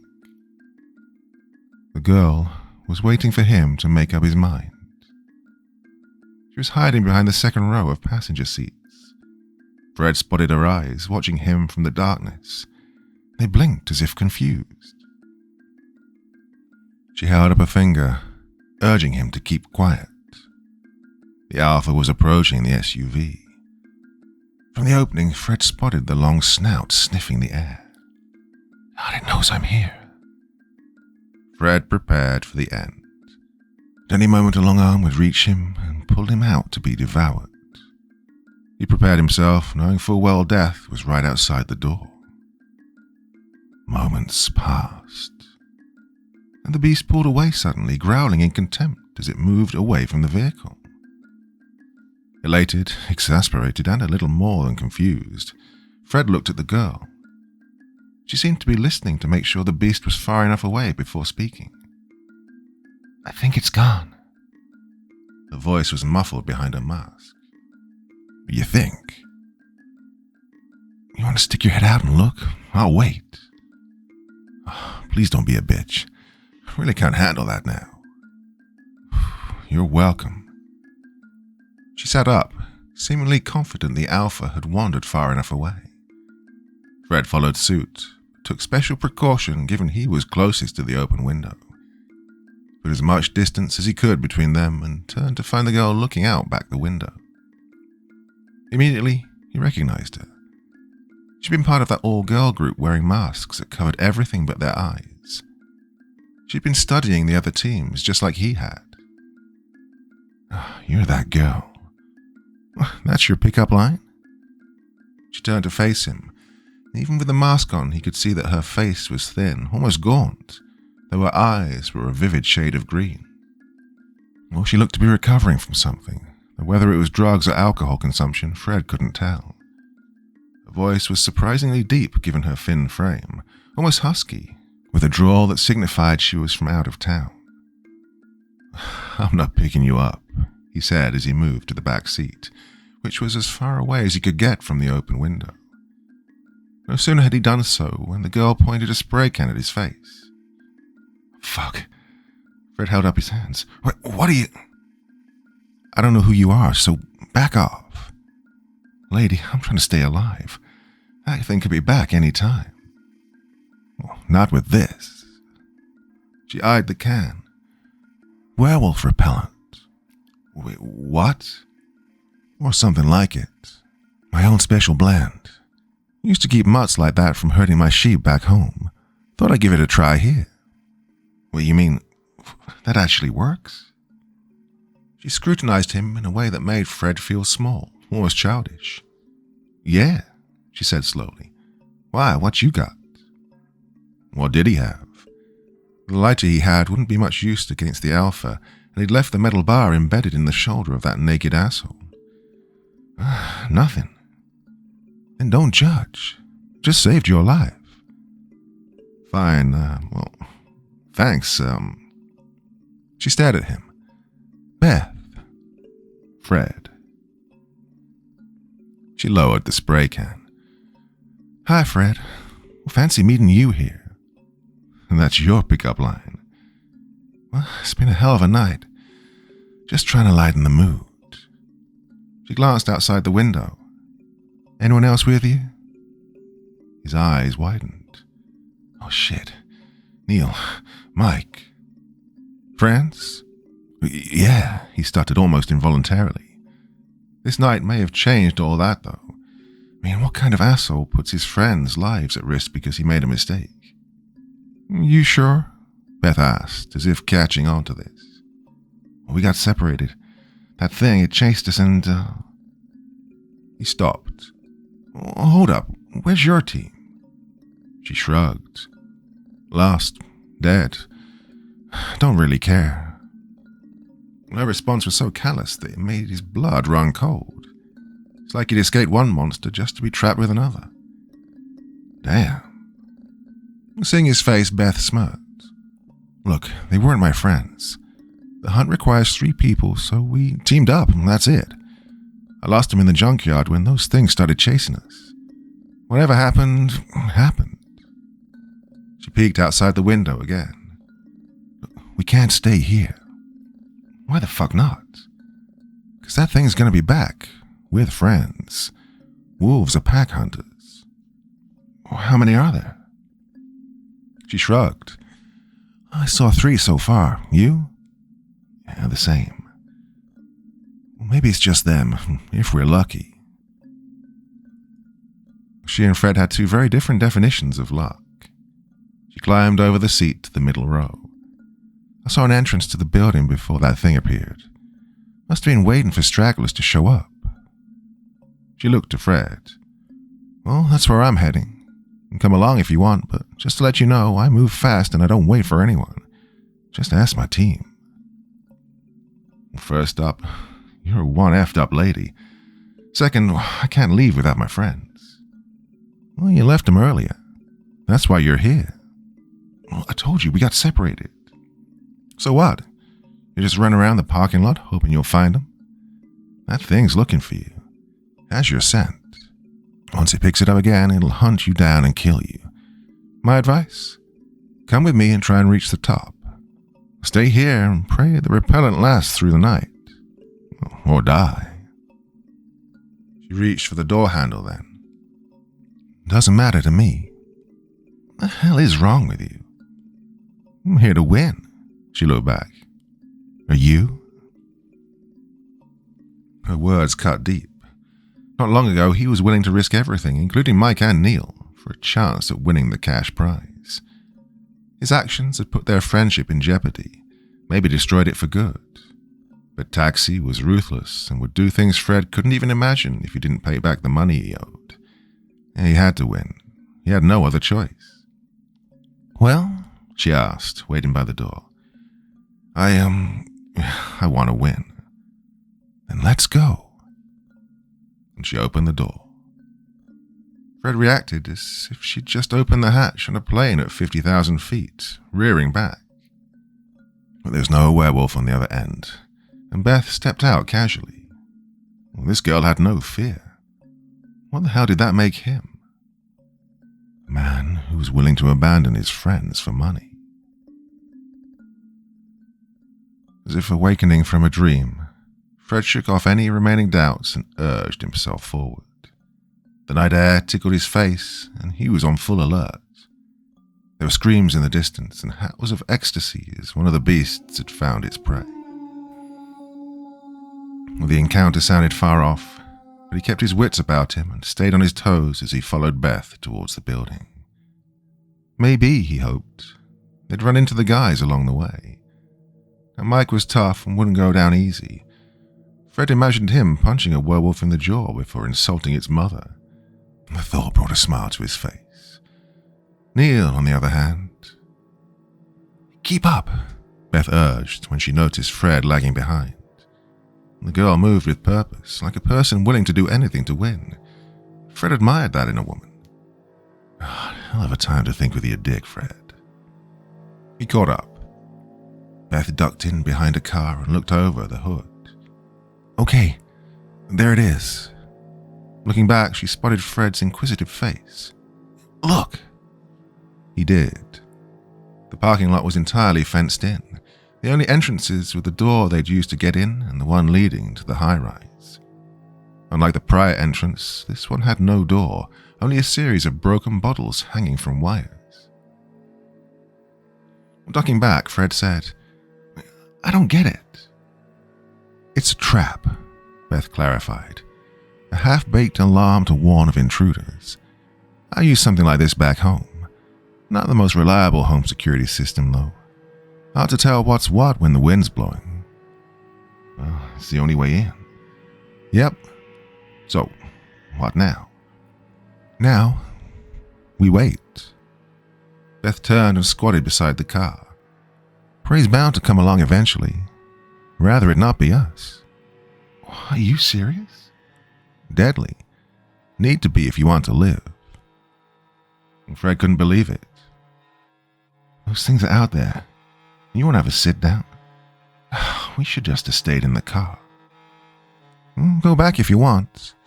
That thing would tear the roof off the way you do a jello seal." "Being out in the open's better?" "God, if I knew you'd complain this much, I would have left you behind." Taking out the repellent, she sprayed the air around them. "Right? Feel better now?" She tossed the can to him. "Here, just so you'll stop whining." Fred looked at the spray can like he'd just been handed a pacifier. Indignant, he asked, "Won't that just attract them?" He shoved the can inside his pocket anyway, feeling somewhat safer though unwilling to admit it. So you're the wolf expert now." Fred was on the verge of pulling his hair out. The bitch was either crazy or just didn't give a shit. Maybe both. What kind of fucked up farm did you grow up on? We're being hunted by goddamn werewolves and you act like it's nothing. Biggest mutt I ever saw was a pit bull. It never tried to eat me. Mustn't have been hungry enough. Beth glared at him. Any animal will eat anything if it's hungry. I've seen a dog eat a man's face. He died days before. Hadn't fed the dog since then. When we found him, half his head had been chewed off by man's best friend. You think it cared that man took care of him all those years? She smirked. Desperation and hunger can make monsters of us all. You are twisted, lady. I've seen things. So have I. She chuckled at that. Somehow it made Fred feel insignificant.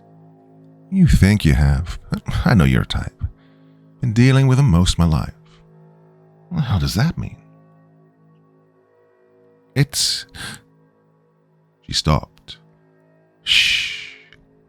She looked over the hood again. Hear that?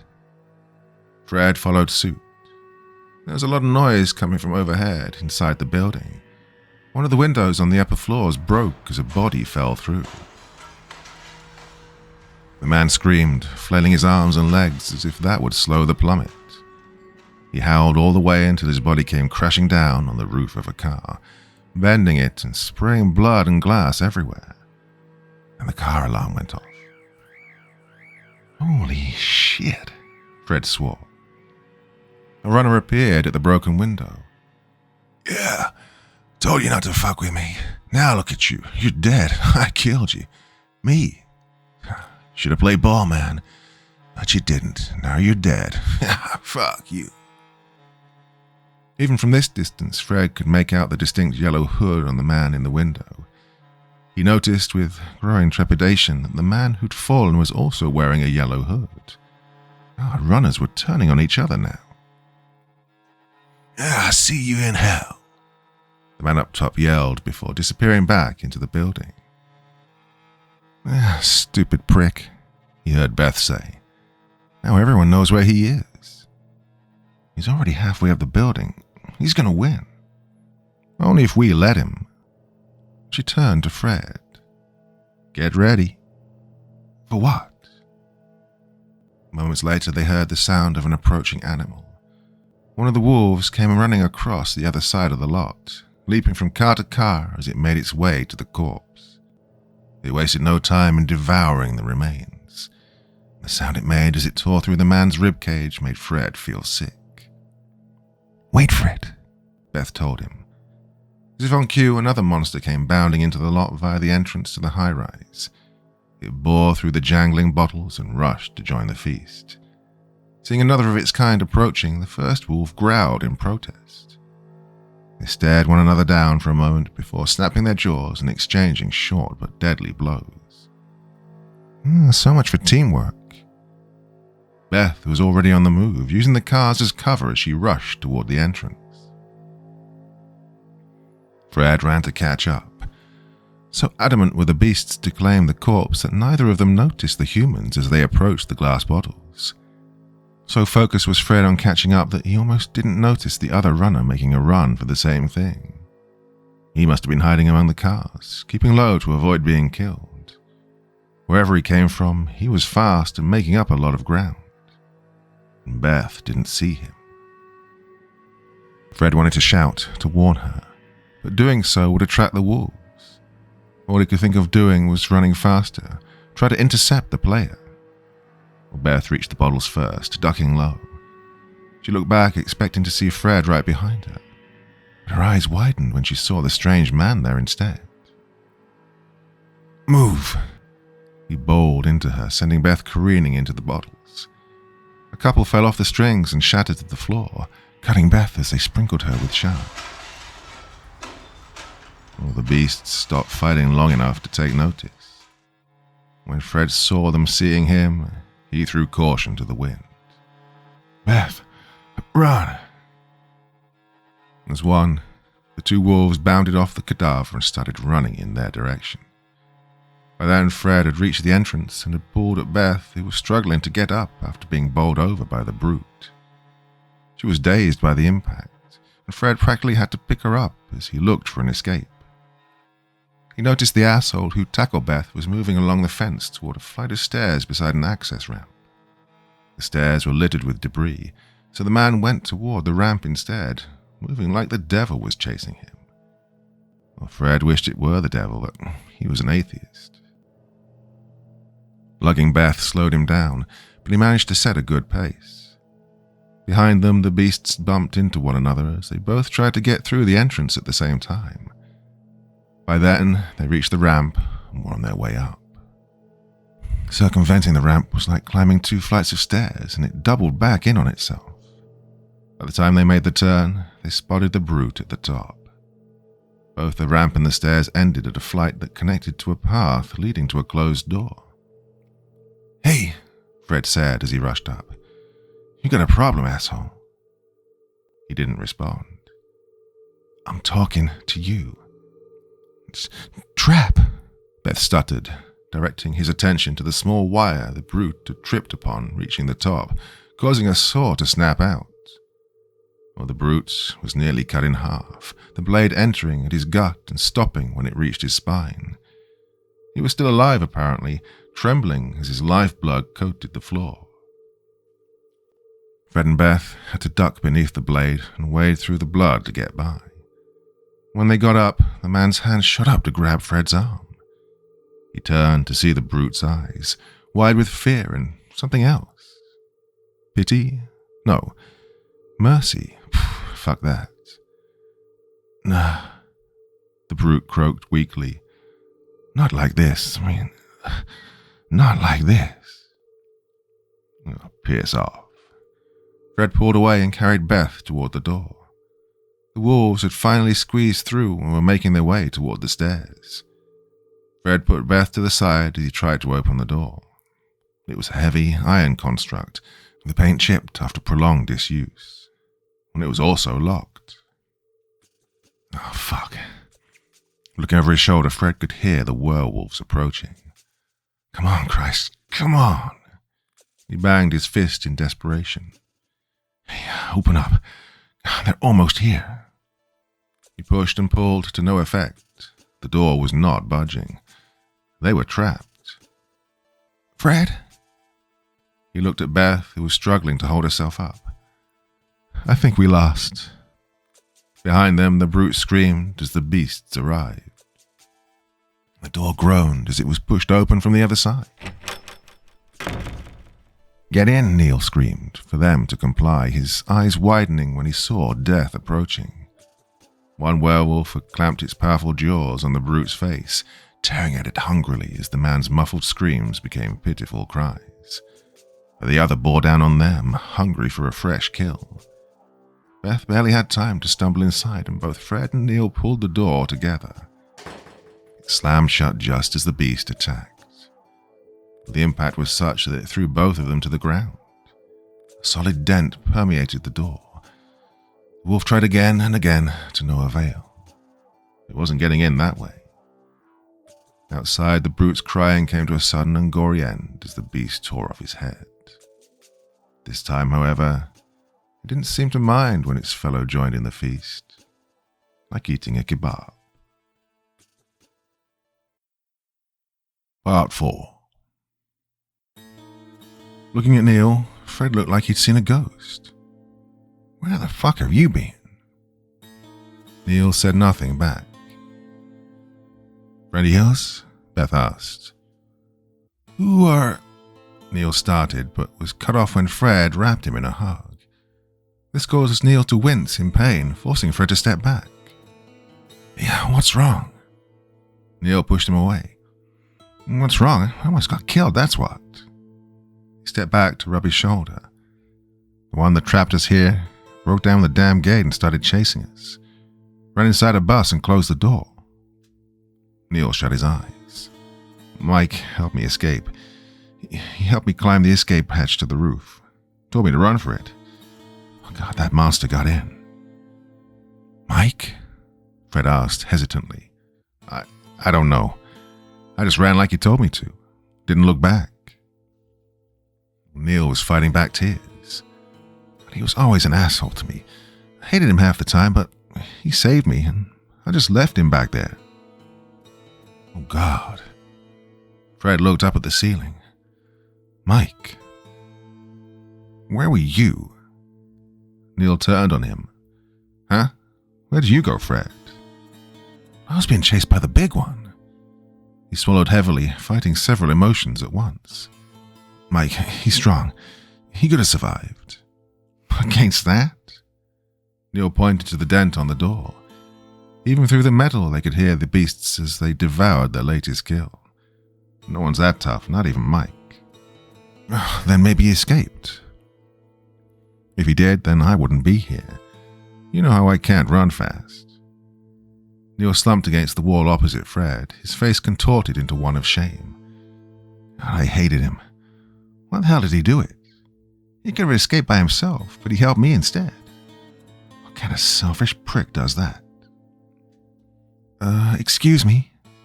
Beth spoke, making them look up. Sure, this is all very interesting, but do you mind introducing us, Fred? Fred? Neil looked at him. First name basis already.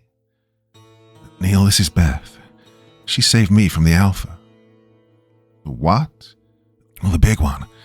I'd be dead too if it wasn't for her. Beth, this is Neil. He and Em... He stopped himself. He's one of the friends I told you about.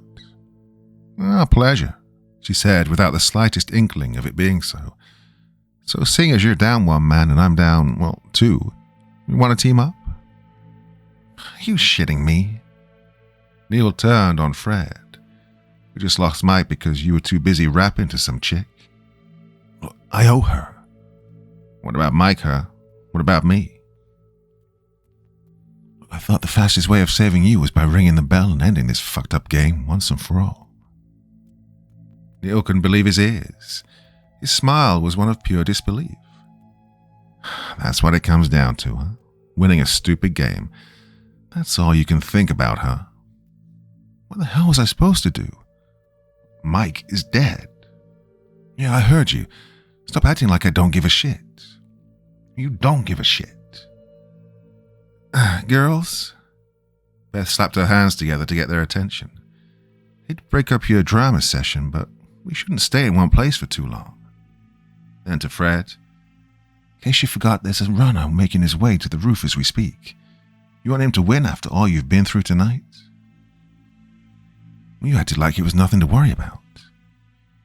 There's never anything to worry about until there is. And she headed down the hallway, leaving the boys to wallow among themselves. So what?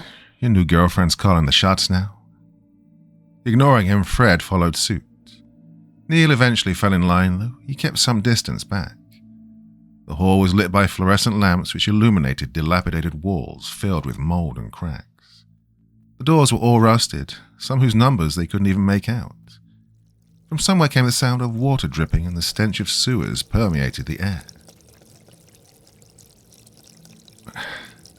Do you trust her? Neil asked Fred in a hushed tone. His eyes narrowed on Beth's back. I don't... Look, when that alpha cornered me, she saved me using some kind of werewolf repellent. And it left us alone after that. Well, werewolf repellent? You stupid. I mean, there's no such thing. Well, it worked. That's bullshit, Fred. You want to test it? He removed the can from his pocket and held it up for Neil to take. Be my guest. There's a couple of those things back there who were just dying to meet you. Up yours. Putting the can away, Fred said, How the hell did you get in here? Was the door locked for you two? Neil looked down. It was. Then? When I found the door, it was shut tight. I almost screamed. Those things were still out there. I figured, shit, I'm gonna die here. He tried to hide his shame. I didn't want to stay in the open and went back downstairs to hide, but then I heard someone open the door. I hid, thinking it was one of them. But when I peered around the corner, I saw it was a person. Couldn't make out who it was, but they seemed to be waiting for someone. It looked female. Then the guy fell out the window and the person ran back inside. Well, it was my only chance. Ran faster than I ever did in my life, only just catching the door before it closed. Ran inside and stayed there, listening. The runner girl, who, whatever, was long gone. I was exhausted. Don't know how long I waited, but soon I heard pounding on the door. I was about to run away when I heard your voice. Fred stopped walking, causing Neil to follow suit. Look, Neil, I owe you. And I owe Mike. Only difference is you can repay me by coming clean. He pointed to his chin. Who is she? Look, she was by herself when I found her. She grew up on a farm, apparently. Knows how to fight wolves. He leaned in then. That's why I teamed up with her. She's our ticket out of here. Our ticket? I'm part of the team again? I told you winning's the best chance we have of getting out of here. You remember the rules? One member can win the game for the team by ringing the bell. If she rings it, then her team wins, not us. Hers. Fred scoffed. Then one of us will have to ring it first. And if she's not okay with that, Neil pressed. Think she has a can of asshole repellent on her? Damn it, Neil. No, I'm serious. You shouldn't trust her. I should trust you, is that it? Oh, the words came out harsher than he'd intended. Fred saw the look of hurt and betrayal on his friend's face, prompting him to rescind his comment. Oh, sorry, man. I didn't mean it the way it came out.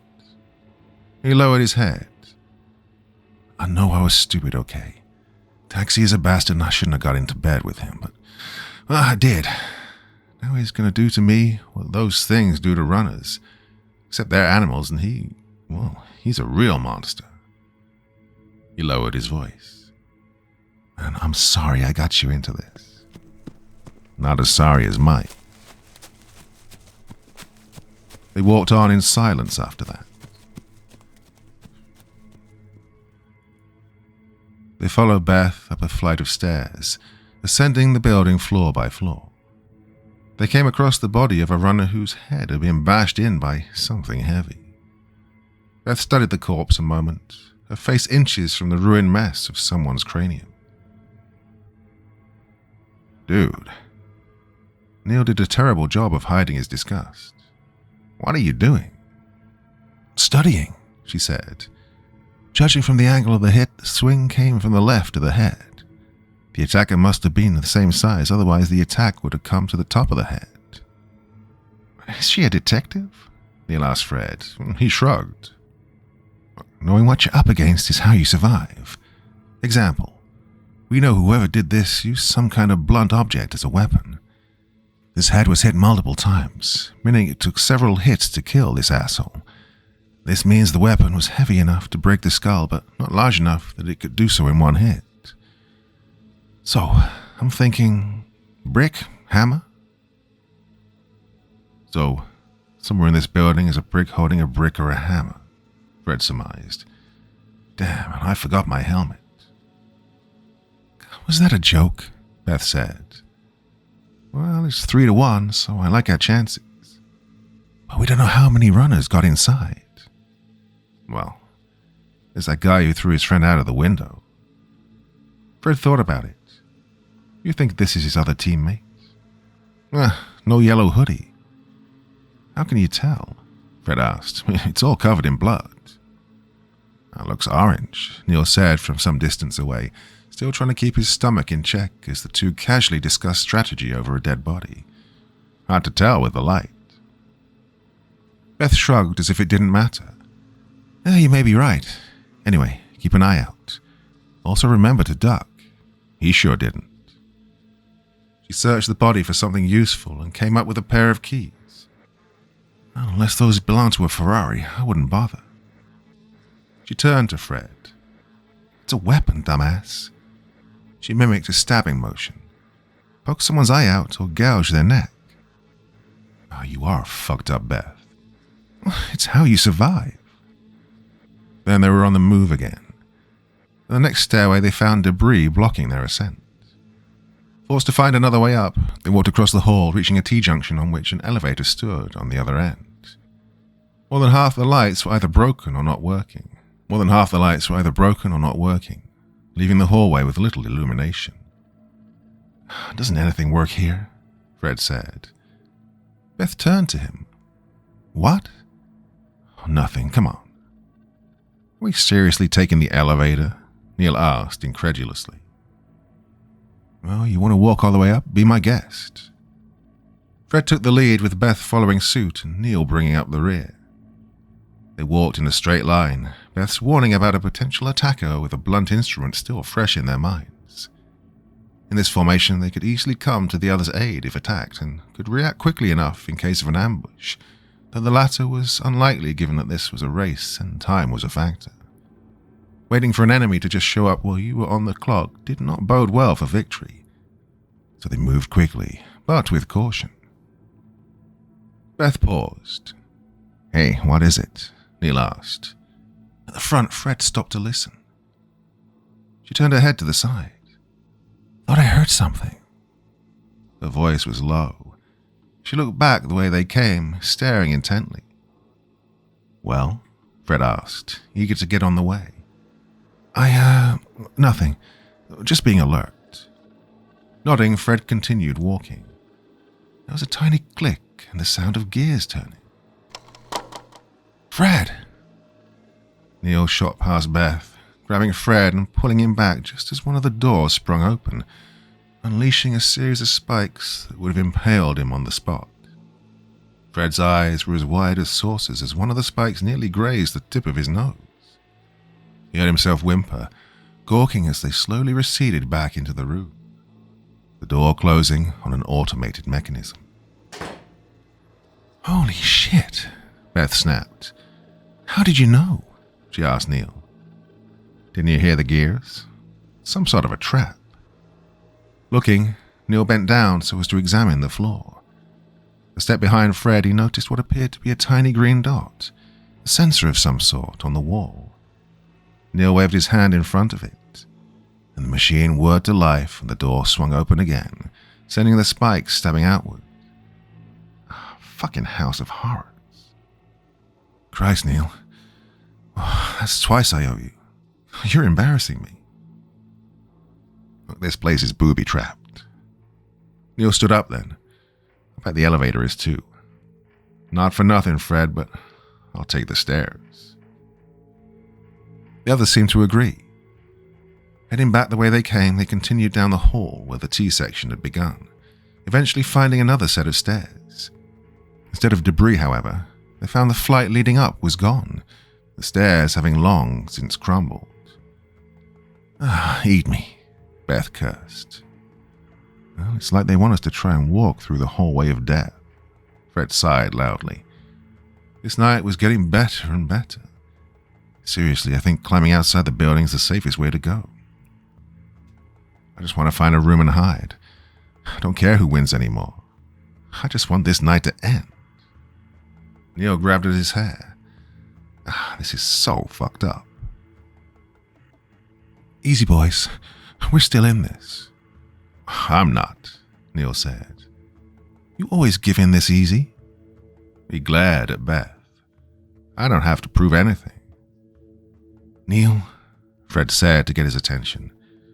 She's crazy, Fred. I'm not crazy, Beth snapped. Beth? What? Fred held up his hand to silence them both. Just let me think, all right? Then came a thump from below. Someone was whimpering. Neil mouthed, "What was that?" They all leaned over the broken banister, eyes fixed 2 stories below where the next floor began. A figure slowly appeared. It was a man, wounded, clutching his stomach as his innards hung from a wicked gash. He was losing a lot of blood. How he'd managed to get this far was anyone's guess. Help. His voice was small, and it took effort for him just to speak. I can hear you. Using one arm, the man pulled himself onto the first step. He turned his head as far as it would go, eyes pleading for their aid. He opened his mouth. His final words turned into a scream as something big, pulled him out of view. The trio looked on in stunned horror as a fountain of blood splattered the steps, the man's cries gurgling to an abrupt end. Frozen in place, they remained silent as they heard heavy breathing. An image came into view, a large lupine head with blood covering its muzzle. Fred's face contorted into pure horror. The Alpha. Fred motioned for them to retreat back down the hallway. Moving as fast as they could, they made it to the T-junction when Beth called for them to stop. Another werewolf was sniffing at the end of the hall. Looking up, its yellow eyes leered at them menacingly. How the fuck are they getting in? Fred cried. Behind them, the Alpha had reached the top of the stairs and started to bound in their direction. Fred pushed them. The elevator, now. But the traps, Beth protested. Look for sensors, Neil cried. And this time he took the lead, jumping over the sensor that Fred had triggered earlier. The others followed his example. Behind them, the Alpha and its cohort had reached the T-junction. Seeing its prey, the smaller of the two quickly bounded after them. The Alpha, while scrutinizing, kept a safe distance. Only when the first werewolf had triggered the trap, impaling itself on the spikes, did it realize its caution was well-founded. Reaching the elevator, Beth, Neil, and Fred looked back in time to see this beautiful sight. Yeah, that's what you get, asshole. Fred was ecstatic. Beth whooped. Neil was the only one with sense to push the elevator button. The spikes retracted, dragging the animal's corpse back into the room with it. Only when it shut did the Alpha make his move. There continued horror and amazement. The large beast used its powerful arms to pull itself onto the ceiling. It then righted itself so that its body was, from their standpoint, upside down. It then began to crawl across the ceiling like some giant vermin, making its way toward them. "Oh, come on," Fred yelled. Neil kept punching the elevator button. "It's not working," he stressed, biting his teeth. "You're not doing it right. How do you fuck up pushing a button?" "Oh, come on, hurry up," Beth pleaded. The Alpha was already halfway to them. Chips of stone and plaster fell to the ground, the hall shaking as it built up speed, sensing its prey was trapped. The doors slid open. "Got it." Neil jumped in first, followed by Beth and then Fred. Neil pressed the button for the top floor before rapidly tapping the one to close the door. But the door stayed open. The Alpha was almost upon them. "Shit!" Neil kept screaming. Fred pushed him away and slapped the button beside the one he was having trouble with. The door slid shut just as the Alpha came crashing to the ground, emitting a howl of outrage at their sudden escape. Neil looked at Fred, who simply shook his head. "You were pressing the wrong button, dummy." Realizing his mistake, Neil felt his face redden. "Oh, shit. Well, that's how you fuck up pushing a button. We're even now." Fixing his glasses, Neil asked, "What?" 2 and 2. Next win sees the loser buy the other a Coke. Fred looked up as the elevator moved. The elevator shook as it continued its slow ascent. He prayed that the damn thing held together. Still in disbelief, Neil hunched over as he spoke. "Oh God, I'm stupid." "You're human. You deal with it and move on. That's what Mike would do." Neil looked at him again. "This is for him. All the hits he took for us, all the fights we won because he was there. I owe him more than I want to remember. He gave me a lot of shit too, but I knew he always had my back. Just like you did." Fred sighed.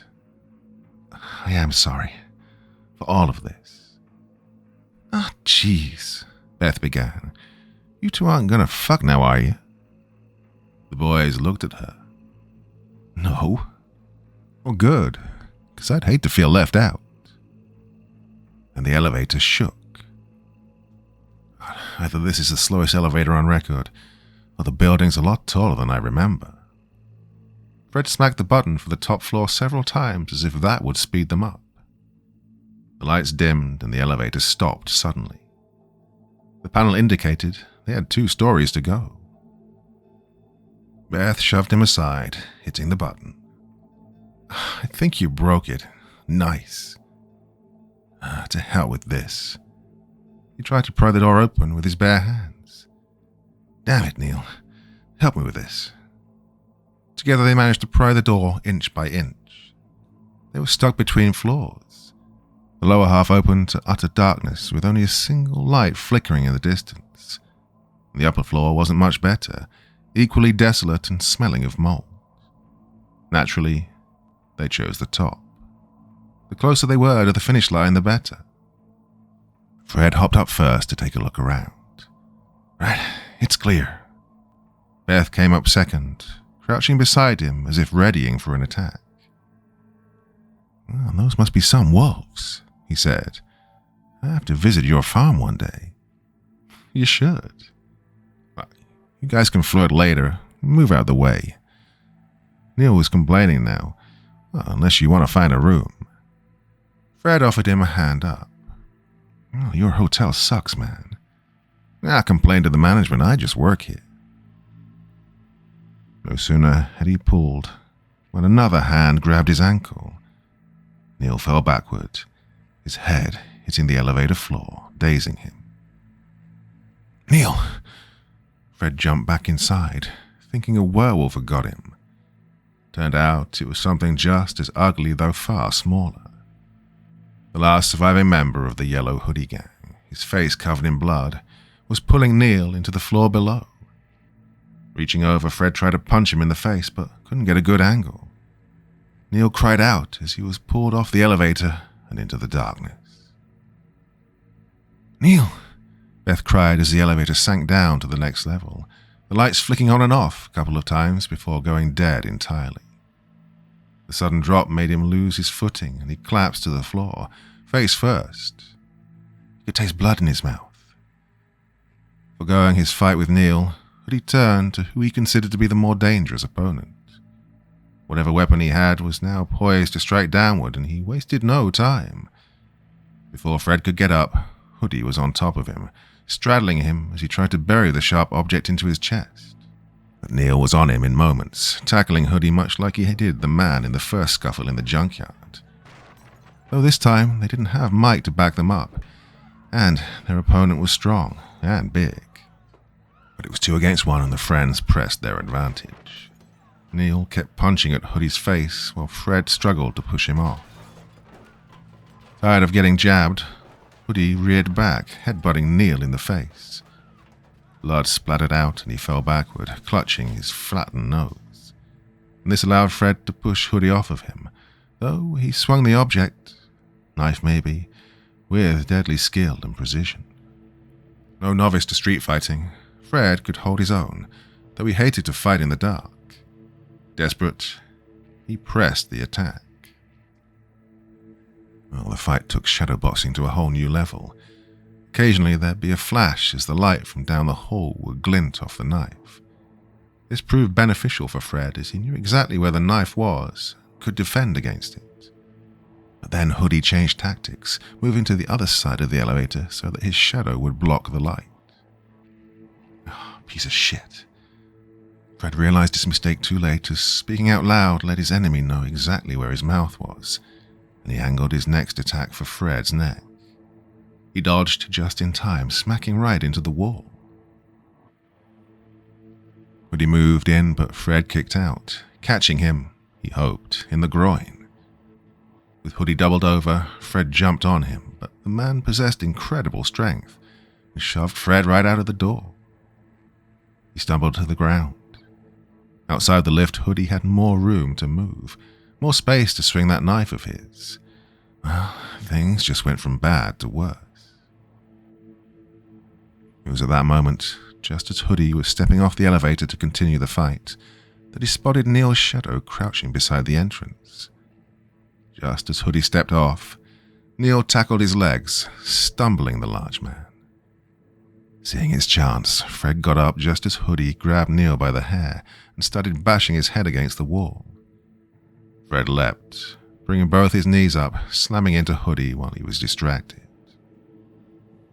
He heard something snap as they hit the wall, but it turned out to be the button console and not a rib. Still, the attack had stunned Hoodie enough that Fred was able to get a handle on the hand holding the knife. The 2 men began to struggle for control. "Neil," Fred said through sweaty teeth. "Bite his kneecaps or something." Though dazed and bleeding, Neil started to kick at Hoodie's thick legs, aiming for, of all things, his kneecaps. Close enough. The distraction proved fruitful, drawing Hoodie's attention away long enough for Fred to slam the man's hand down against his knee, dropping the knife. Fred quickly reached for it, but Hoodie was already on him, burying him beneath his own weight. He pinned Fred's face to the floor and grabbed his head. Hoodie started to bash Fred's face against the floor then. Fred's vision started to wane after the second hit. "Stop!" The bashing ceased. Hoodie remained perfectly still. He couldn't see it, but Neil had managed to grab the knife and was holding it to Hoodie's neck. "Let him go." Hoodie complied. Oh, Fred never knew what a splitting headache was until that moment. He felt Hoodie's weight leave him, and he struggled to get to his feet, succeeding only as far as his knees. A trickle of blood blinded him in one eye, and he felt his forehead to feel the warmth of his own life on his face. Through his other eye, he spotted the large man still on his knees, with Neil holding the knife at his jugular. The slightest twitch would open the man's throat. "Hey, good on you, Neil." "Fred," Neil stuttered. "You okay?" "Yeah, I'll live. Hey, thanks for the save." Well, that's 3 for 3. You owe me a Coke. Fuck you. But Fred had every intention on keeping his part of the bargain. Neil had earned it. Wiping the blood from his eye, Fred slowly worked his way to 1 foot. Only when he finally got to his feet did he realize just how outmatched he'd been. God, Hoodie was built like a linebacker. The man could have crushed him in a fair fight. Were it not for the lack of lighting and Neil's timely assistance, Fred would most likely be dead. Who are you? Hoodie looked up. His dark eyes were black in the low lighting. Fuck you. Well, fuck you. I saw what you did to your friend, tossing him out the window. You know, if he was still here right now, you'd have won the fight. Maybe you don't know what a team is. I don't give a fuck what you think, man. Woody's voice was deep but raspy. Judging from the blood on his clothes, he'd gone through the shitter. It's life or death out here. Ain't that the truth? Fred? You could see Neil's frightened face as he spoke. What do we do with him? Hoodie chuckled at that. Your boy don't seem to understand the game. Yeah, but I do. Fred moved like a cat, grabbing the knife from Neil's hand and shoving Hoodie down to the floor. All Fred had to do was lean in to puncture a nice clean hole through the man's throat, and it was game over. The 2 players stared at one another. Neil looked on in fear, too shocked to even react. Well, I ain't begging, Hoodie said. I don't want you to beg. I just want information. Why ain't you at the top yet? You just want to kill more people like you did your friend? Hoodie smiled at that. No friends in this world, man. Just those who die first and those who die later. Which one do you want to be? That was real screwed up what you did back there. By killing your boy, you made yourself weaker. Now look at you. You got dropped by a guy in glasses. No offense, Neil. None taken. So why'd you do it?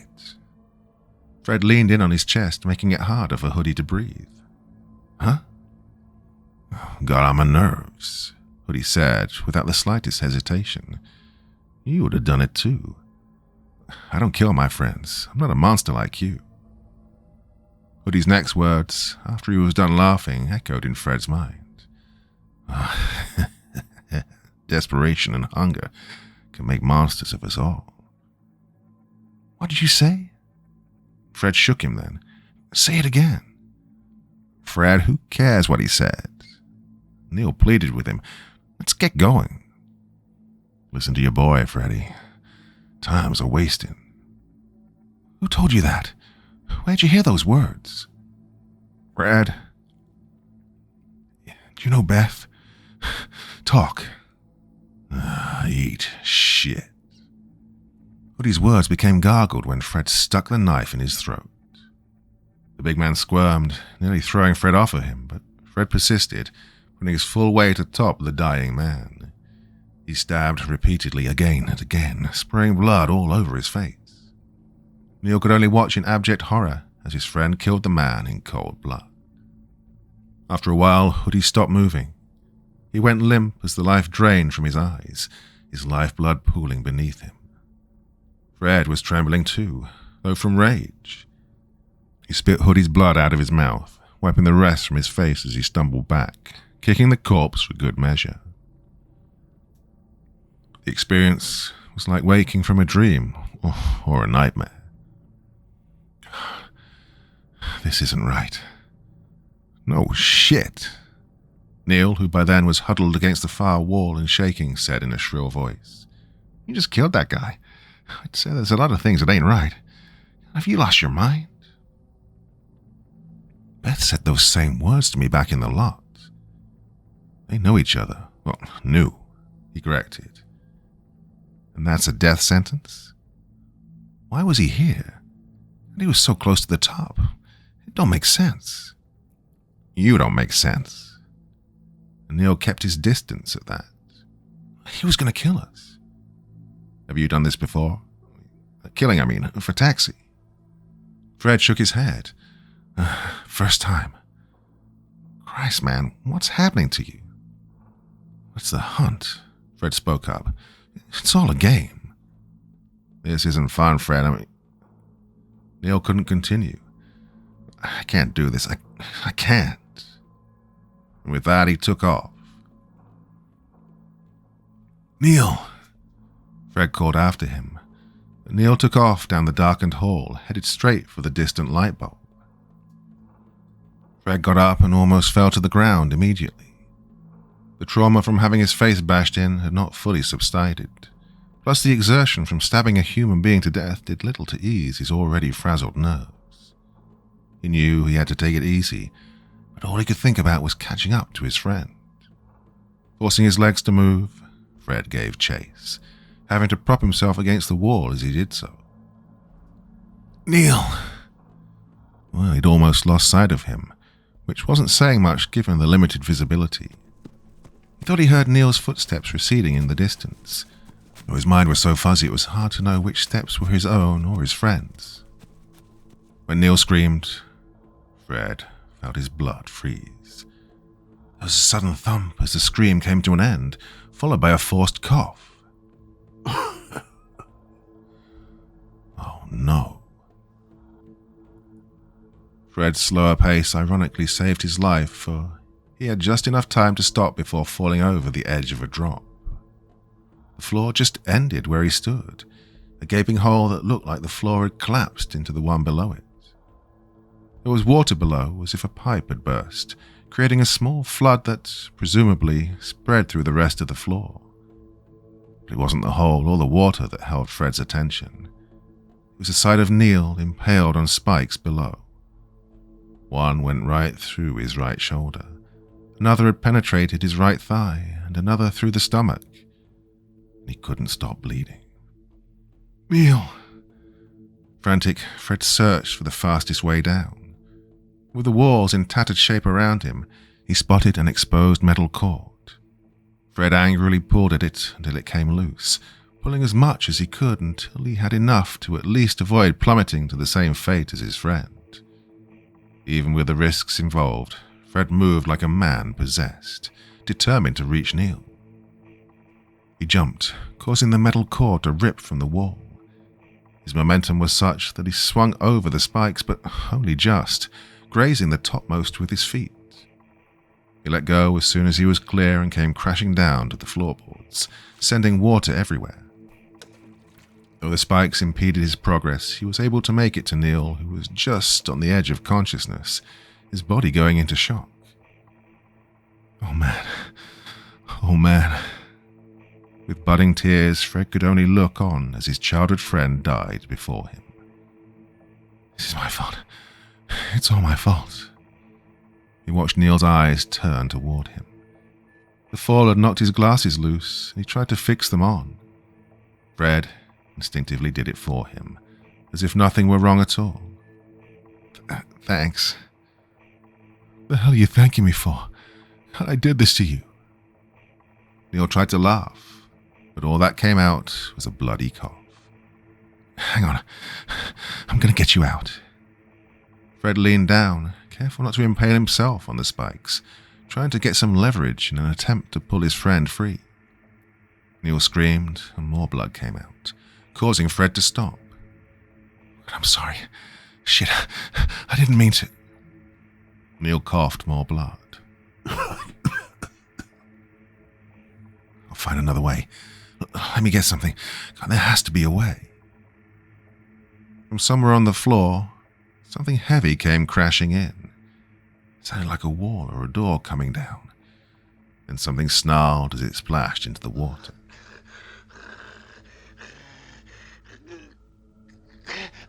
Oh, fuck. His voice barely above a whisper, Fred looked at Neil as if asking him what to do. If he tried to pull his friend loose, he'd just bleed out, not to mention scream so loudly that the beasts would come running. But if he left him like this, Neil would die slowly. More than enough time for those things to... God, he just couldn't think about it. Neil, tell me what to do. I don't know what to do, man. Hearing Fred's voice made Neil open his eyes. They seemed focused, more focused than Fred had ever seen them before. Climb. What? Neil bobbed his eyes toward the floor above. Climb. Find the light and drop it. I don't get it, man. Take them with me. He smiled, showing bloodied teeth. Suddenly it dawned on Fred, his friend's last brilliant plan. No, I can't. Neil's smile turned dark. Don't be a bitch, Fred. Make it worth something. Fred froze. For me, send them all to hell. And he grunted. Go, get out before I kick you. He fell into another coughing fit then. Oh, the werewolves were getting closer. There was no time.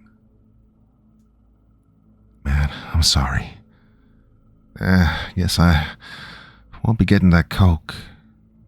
Neil smiled weakly.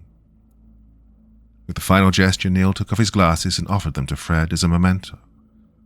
Unable to say no, Fred took the spectacles and headed back to the cord he'd pulled from the wall. The upper half had tangled up on the floor above him, providing just enough leverage so that it didn't come out when he tried to climb back up. Once on the next floor, he ran as fast as he could to the solitary light in the hall. The bulb hung from the wall. It buzzed as he approached. Removing his leather jacket, Fred covered his hands and pulled out the cord connected to the lamp. Oh, he pulled with all his might, even feeling some of the shock as the current flowed down through the cord. He pulled it until finally the cord came free, and so did the lamp. It sparked madly, as if protesting its outage, but Fred didn't care. He carried it back to the hole, sparks flying. He could see two of the hairless beasts now. One of them was sniffing near Neil's head, while the other was already nibbling away at his thigh. Neil was in too much shock to notice. His eyes were fixated on Fred, as if that were all that existed in the world. Seeing the light, the werewolf nearest his head looked up. Neil smiled. Without a second thought, he dropped the lamp over the edge. The monster let out a growl of pure malice just as the electric current went through its body. His partner began shaking uncontrollably along with it. All the while, Neil looked happy. It was a good death. The whole process lasted just a few moments, enough time for the current to spread throughout the waterlogged floor. Anything else in the vicinity would not have survived, and charges sparked along the surface. The beasts slumped to the ground, and everything was cast into darkness. Fred stood there until it was all over, catching the final smile on his friend's face before it disappeared, swallowed by shadows.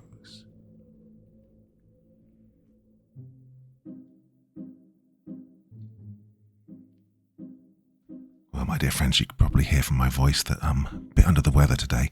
I was umming and ahhing about whether I'd get part 4 out to you, and I thought, well, I'm enjoying the story so much I don't want to delay.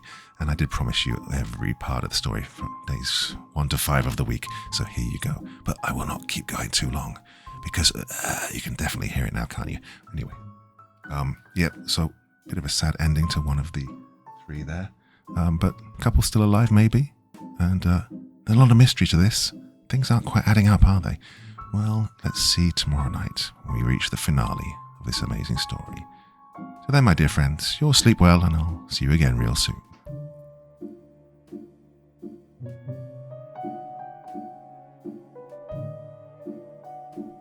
Thank you so much for taking the time to listen to this story today. Really means a lot to me and to the author of the story, of course. Well, if you want to know more about me, I'm pretty much everywhere on social media. You can find me on Facebook, Twitter, Instagram. You can download my music on SoundCloud. I've got a Patreon if you feel like. Throw me $1 or 2.